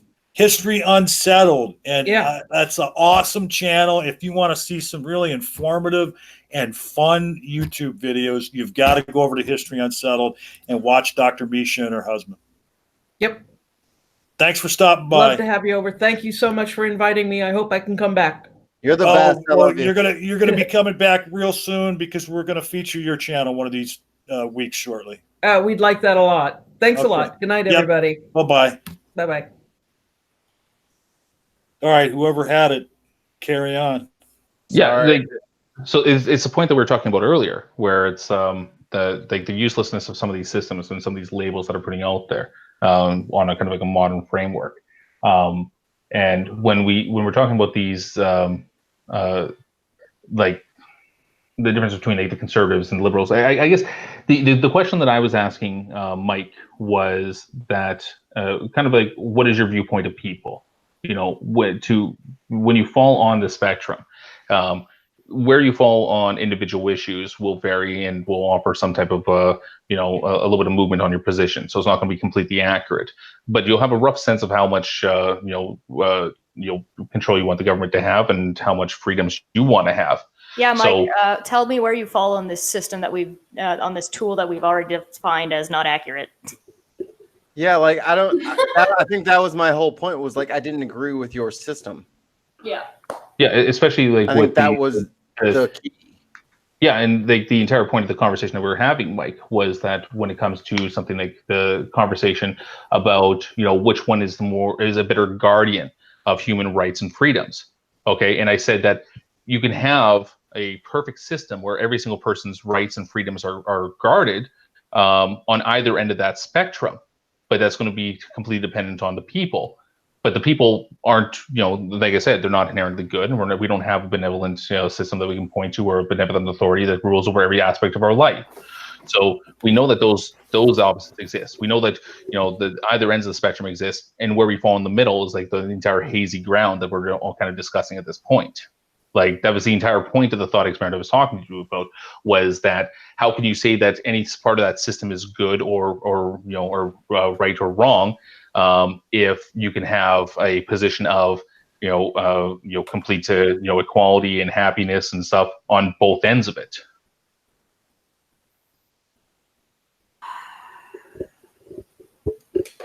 I think you broke Cheshire. Is it all right if I pull a Reddit and just R whoosh? Because Socka is 100% missing the point. Well, but here's the thing: you could throw the R whoosh out there, but I think you'd have to throw it yourself a little bit too. Yeah, right. You guys are kind of speaking past one another here, and I think that I don't think that Socka is bringing up what he is thinking is an ideal that is used in the real world. It's a spectrum. It's a jumping off point to categorize people and systems. Sure, I mean, you can use it as sort of like a guiding reference. It's like a dialectic device. It's a dialectic device is all it is. But it doesn't make sense for Socka to ask Mike, hey, where do you fall in this system you don't agree with? Okay, but I don't. But hold on, wait a minute. But that's where I disconnect. Wait, that's where I disconnect, because I don't understand how it can be a system that he doesn't agree with. It's a spectrum that encompasses everything in the. I just demonstrated how it didn't function properly, because Socka is on this side on this one issue, and then also this side on the same issue, depending on how you frame it. Okay. All right. So. You have the system, okay. By the way, where did Mike go? By the way, I'm not sure. Like you have the topic question is what best guards human rights and equality. Or I can't remember how you phrase it, but something along that lines. Okay, I'm gonna punch you. Okay, No, I'm just. If you explain to me the title of the video again, all right, you condescend like that again, I will punch you. She lives in Canada. She can do it. Through the microphone. She has to apologize afterwards. That's the rules. Unless it's in a hockey fight. If it's in a hockey fight, you don't need to apologize. So no, the question that I asked Mike was that essentially, where do you view people? Do you view people as inherently good, or not? That's the question. Like that's and when we talk about the system, there is that the less faith that you have in humanity, the further on that scale you're going to be going towards authoritarianism, and the more faith you have in humanity, the closer you're going to be getting to complete and absolute free will. Okay, so when I asked him, like, just essentially like where you fall on that scale, what I'm asking him is only what is your faith in humanity? Do you think that people are inherently good, or do you think that we have to have as much kind of authoritarian control over the social order of things to ensure that that's the best way to protect people's rights? Why is that the only answer? Hold on. I'm back. Because Sorry. That's going to present the line of demarcation between liberal and conservative views, which is the topic of the hangout. Which is why I brought up historical ramifications, because 400 years has taught me you should probably be more careful than you have been in the past, than people have been in the past. And that's okay with me. And I'm okay with being more careful, because it's not that I think that everybody else in the future will be the same way as the people in the past, but it's okay to be careful of those things. What about our nature, though? I mean, that's a common philosophical question. Are human beings inherently good? Are we inherently neutral? Or are we inherently bad? I feel like that's a privileged position to take. Yeah, the entire question over what is the better protection of human rights and freedoms is going to completely depend on how much faith you have in humanity to do it Well, it also will depend on what you count as a right and what you count as freedom.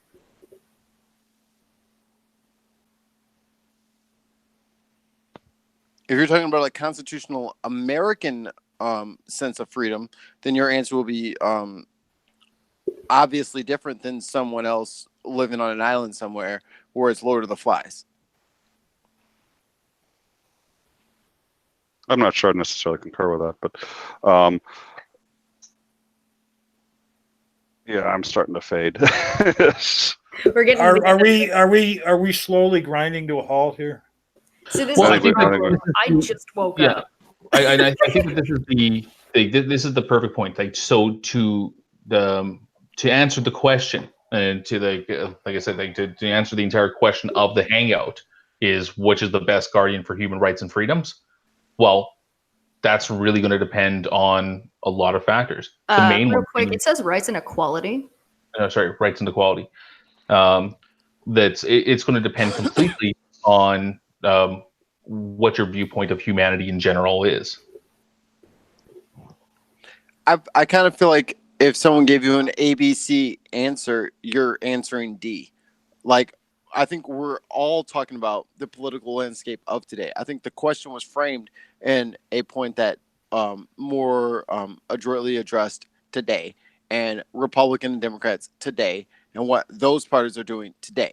So I get some historical shit, but at the same time, if you want to go back to Kant and you want to go back to all of the philosophers of 200 years in the past, then yes, I agree with you. That is a different conversation, but I don't think that was the spirit of what we were supposed to be talking about. Well, let me interrupt on one point there, because that's, I think, how John framed it when he started, was that it was about that difference and that shift. And in fact, that posed the very first question of this entire discussion that was thrown out by him to Dr. Misha in regards to that exact point, I think.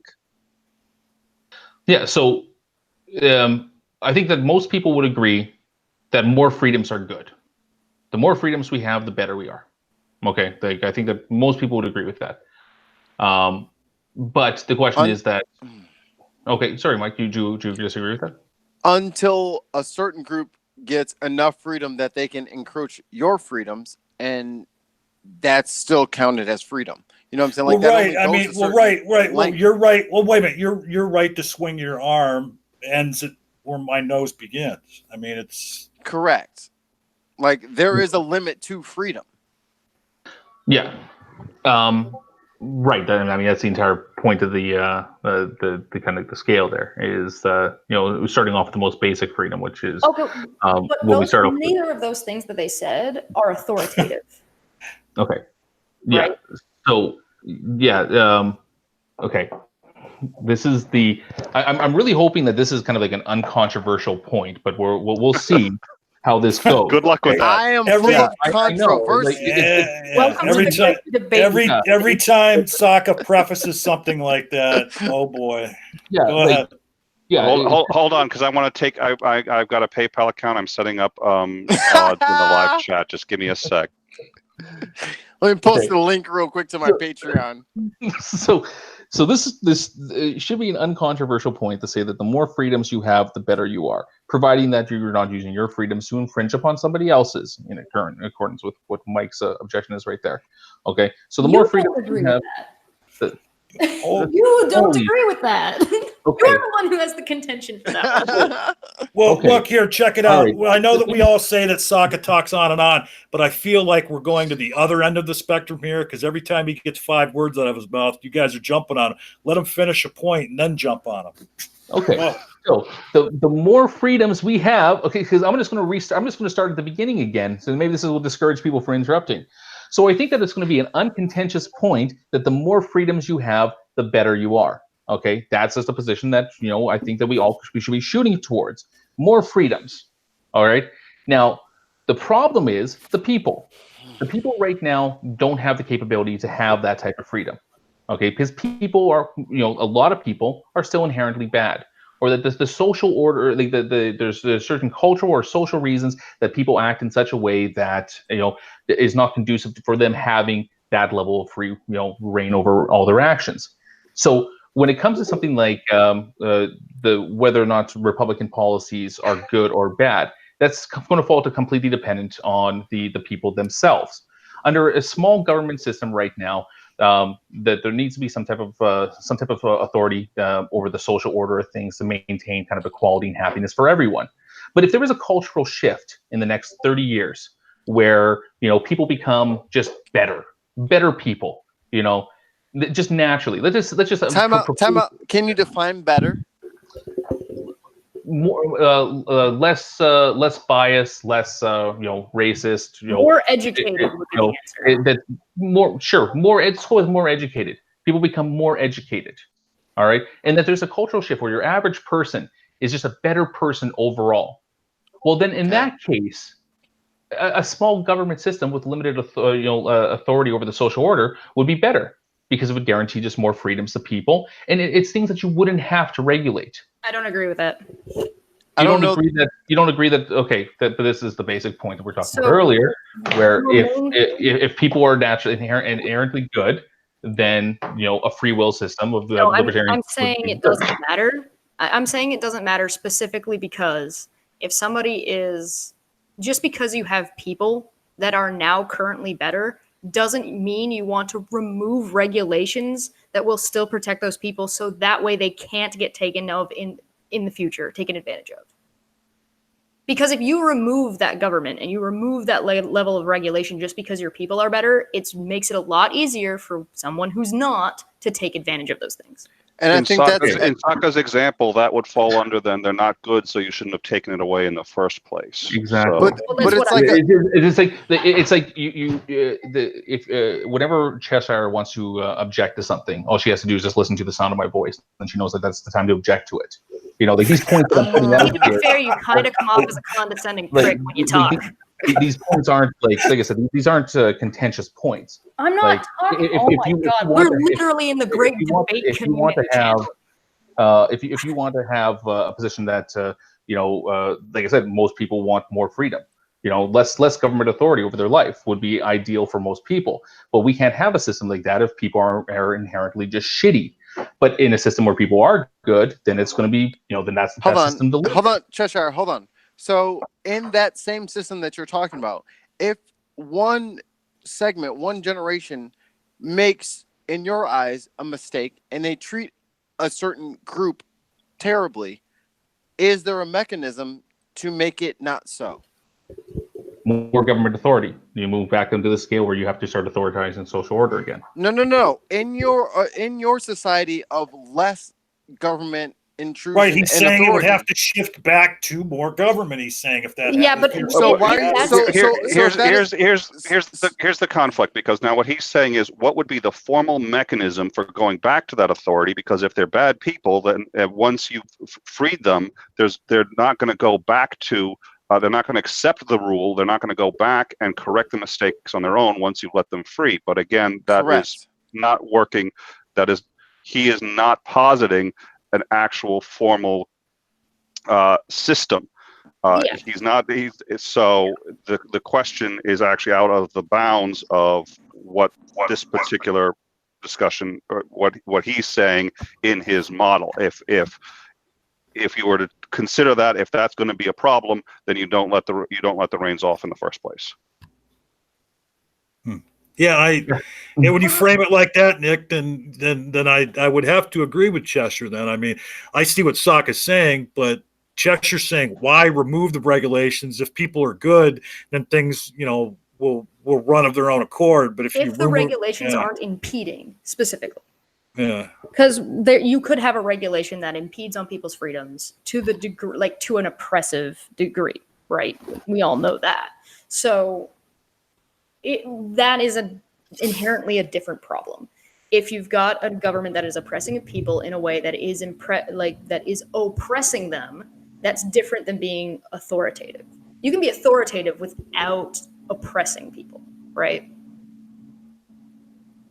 Yeah, I mean, and the thing is, though, is like what's going on here, though, is like that you're talking more of the reality of the situation or the nuts and bolts of it, and what Socka is laying out is kind of a philosophical scenario. Well, it's a philosophical dichotomy that leads to the same answer, essentially, which is fine. I don't have a problem with what he's saying, philosophy. I'm saying that I don't agree with what he's saying because it's not something that's functional, and because what we're talking about is functionality. Well, functionality, but here's the thing: is what he's saying though is if this set of circumstances were so, then we could have this system. But if this set of circumstances were the case, then we could have this system. I mean, exactly. That's the entire point. I don't agree with. I don't disagree. If Mike's asking that the thing with the Republican position is that they have right now, if they're putting out this position of less authority, less authority over the social order and individual rights, if that's what they're petitioning for right now, and what that's being is that's not conducive to a good society, well, then it's a bad position. People wouldn't want to advocate for that position. But does that necessarily mean that position by itself is inherently bad? Well, no. The only reason why that system fails is because of the people. So you can't just take a look at those views alone and be like, well, this entire idea is a bad idea. It's only a bad idea in relation to the people that are alive right now living in that type of a system. So go ahead. Sorry. Go. So the question was just whether or not that was a good idea. It's a good idea or a bad idea. Well, it's neither. It's going to be completely dependent on the nature of the people themselves. Or if you say it's a good idea or a bad idea, it's only because you're coming in with certain assumptions that you're putting into, and that's one of the Socka is taking these assumptions out when he's laying out a framework. And you're saying, well, what if? I don't disagree with his hypothetical. I don't disagree with the philosophy of what he's saying. What I disagree with is the conclusions and their applicability. But so what he's essentially saying is, when a child asks you, "Can I eat cake for breakfast every day?" and then my logical answer is no. Cake is a dessert. You don't eat that for breakfast every day. But then he says, well, what if I filled the cake with multivitamins and everything that the child needs for that entire day? Well, then, obviously, in that case, yes. But that's not the world that we live in. Cakes are not filled with multivitamins. Cakes are desserts, and there are sometimes kind of thing. But his whole argument is based on this position where we're in this complete hypothetical, complete obtuse of what we're actually talking. Like, it's not what. Or maybe I'm wrong about this, and maybe I'm taking this. No, here, Ollie. Here's the thing. Here's the thing. What he's talking about, though, is an ideal situation. If everybody was good, well, then we would need, then we wouldn't need Republican or Democrat, and then there's no need to have the chat. But you're missing the point, though. He's not saying that we're ever going to get to a point where everybody is good.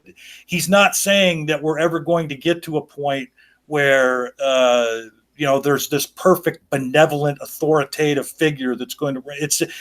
That's just like polar opposites ends of a spectrum that right. So the thing that affords an opportunity to discuss the matter. I mean, right. Yeah, and the thing that I'm disagreeing with is the conclusion. Just because you're on this side of these two of what he was saying doesn't mean that you want more or less authority. If you decide that if people are good, therefore you don't need any authority, it's essentially meaningless. Up to that, it doesn't mean that you don't want any authority. It just means that you think that up to this degree, that's fine. My issue is the conclusion, not the hypothetical. Okay, so when we phrase it like this, okay, and let me just give me the 1 minute that it's going to take to say this. If the question is that what system is the best guardian of equality and freedom, liberal or conservatism, the answer is neither. Okay, it depends on the people. It's always going to depend on the people. That's the point. Well, an entire system is going to be made up of people anyway. So yeah, literally everything is based on the people. That's not an answer. That's okay. The answer is the people. If the people are inherently good, then a liberal system would work. If people are inherently evil, then a conservative system would work. Okay, so if that's not an answer, out of curiosity, then to the basic question, what is an answer?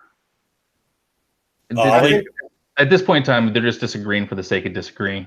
Fuck you! I don't think that's the case. That's very dismissive. I'm actually trying to have a conversation with you. I don't think I'm just outright disagreeing because I'm bored. Like, yeah, Socka, I don't concur. But I do want to know. So, I mean, it seems to me that he was able to frame an answer in about a minute to the question, who's got the central question of the debate. It seems to me that Socka was able to come up with a 1 minute answer. So what would your answer be?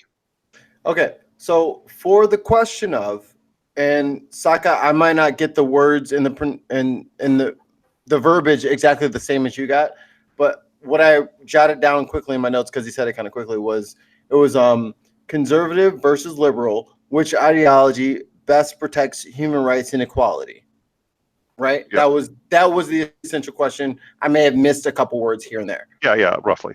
So I brought up several in all the times I have talked, I've written them down, and I made sure that I looked up and I made sure what I was talking about was right. I was speaking more or less in like a here and now, and what's been happening here and now, what works best here and now. How do we go? How do we take the best step forward from today? And that's why I felt liberal was a better answer, just because of the things that I brought up previously.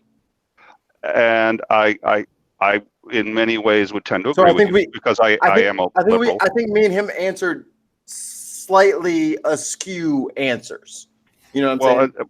Well, and that would be sort of my point, which is, I think part of what, I mean, again, the way this started was by looking at a historical perspective. That's the way it started, and that's one of the reasons we had Dr. Misha in here, was to answer that historical perspective.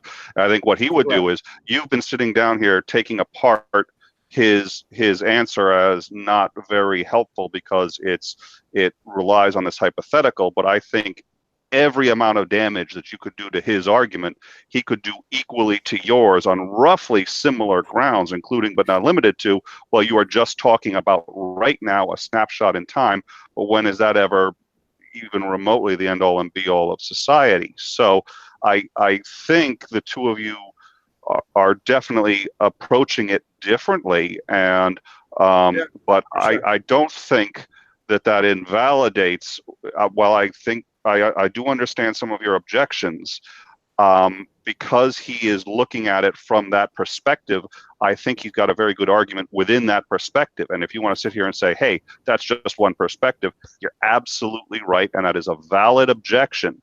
But I think he could argue the exact same thing about your perspective. So I think within the framework that he set up, I think he's onto something. And I think it is within the framework of how this was established. I agree. I tend to agree a bit more with you just personally. So if that makes any sense. There's a fork in the road with how the question was phrased, and I don't think that was the intention of the creators.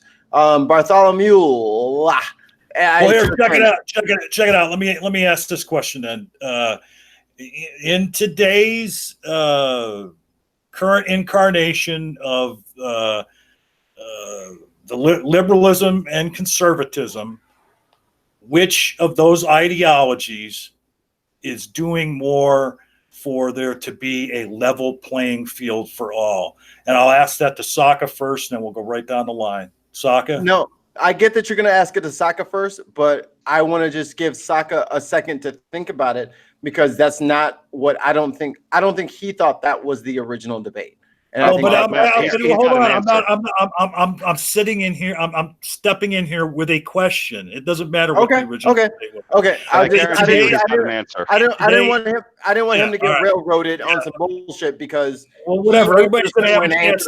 Everybody's going to have a chance to answer the question.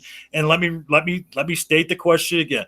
In today's incarnation of the two ideologies of liberalism and conservatism, which of those ideologies is working more towards a level playing field for all? Socka. In the modern climate right now, I would say that a lot of the ideas that are put forward by social liberalism is doing that. Okay, Cheshire? Fuck off. What? Why do I have to fuck off? Eat a dick. Oh, Cheshire, don't be that way.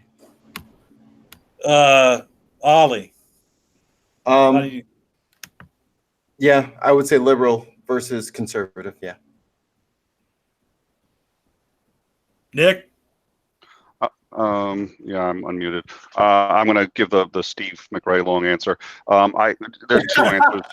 The first is there's a reason I put up that we're 11 different countries, and every single one of those countries thinks that it's them, and the people who value individual, and this is slightly closer to the original Socka answer, the people in the Deep South, Appalachia, stuff like that, they value individual rights over everything else, and they think that they're the ones who are safeguarding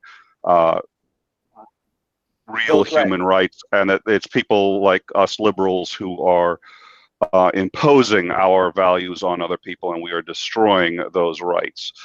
So I understand that position, and I do think that it is a bit of a relativistic question for that reason.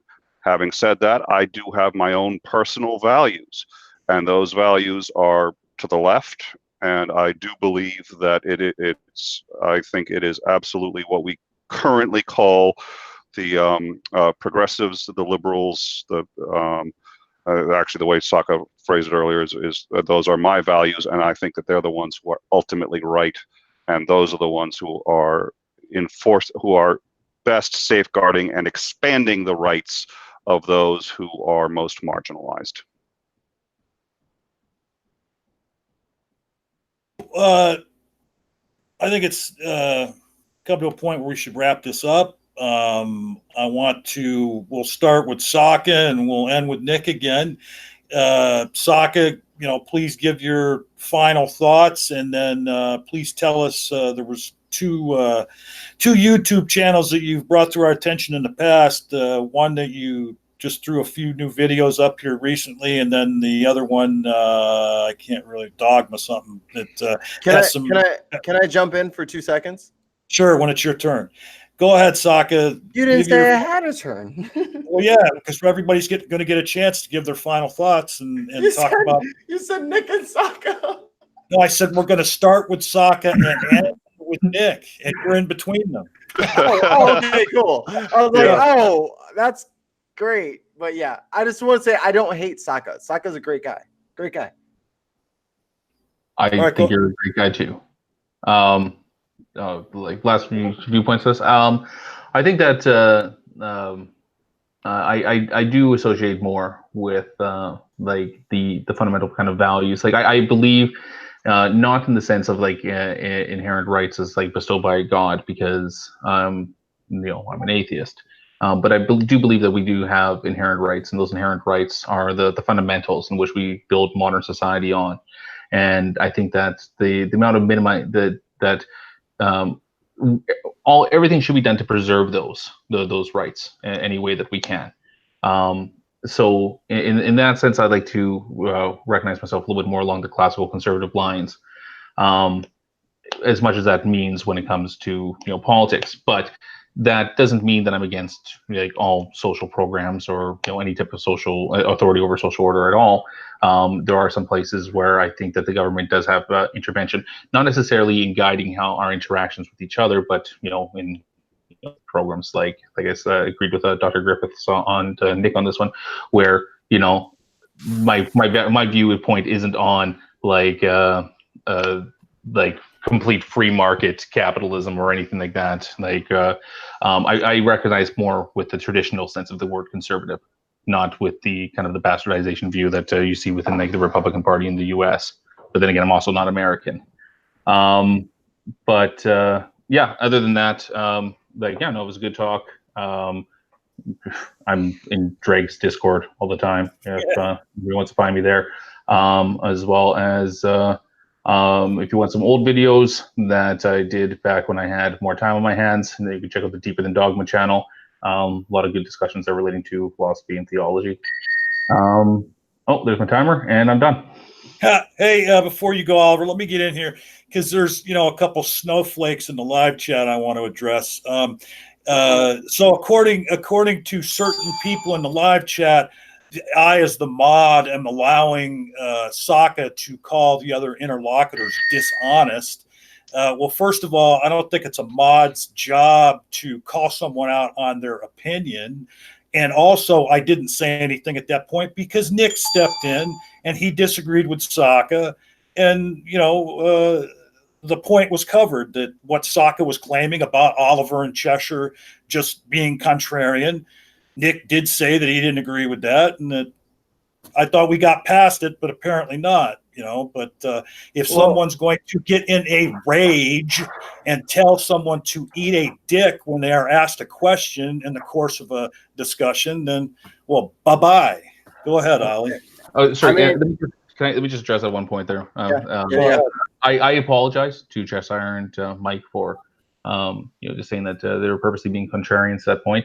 I thought that just what we were talking about was just like this hypothetical situation, and knowingly that it was the hypothetical, and then it was just like constantly trying to be dragged back into the a different realm that wasn't answering the spirit of the question, was just a little bit frustrating for me, and I wasn't clarifying myself, and so I'll try to be clear with that. I know I go off sometimes, and that they seem like coherent thoughts in my head, but when I try to articulate them, they don't come out exactly as planned. So my apologies for that. Well, and you're very magnanimous of you to apologize, because honestly, at that point I thought you were just kind of being funny, but it wasn't really true what you said about them. I mean, they were giving their honest opinions. They weren't just being contrarian.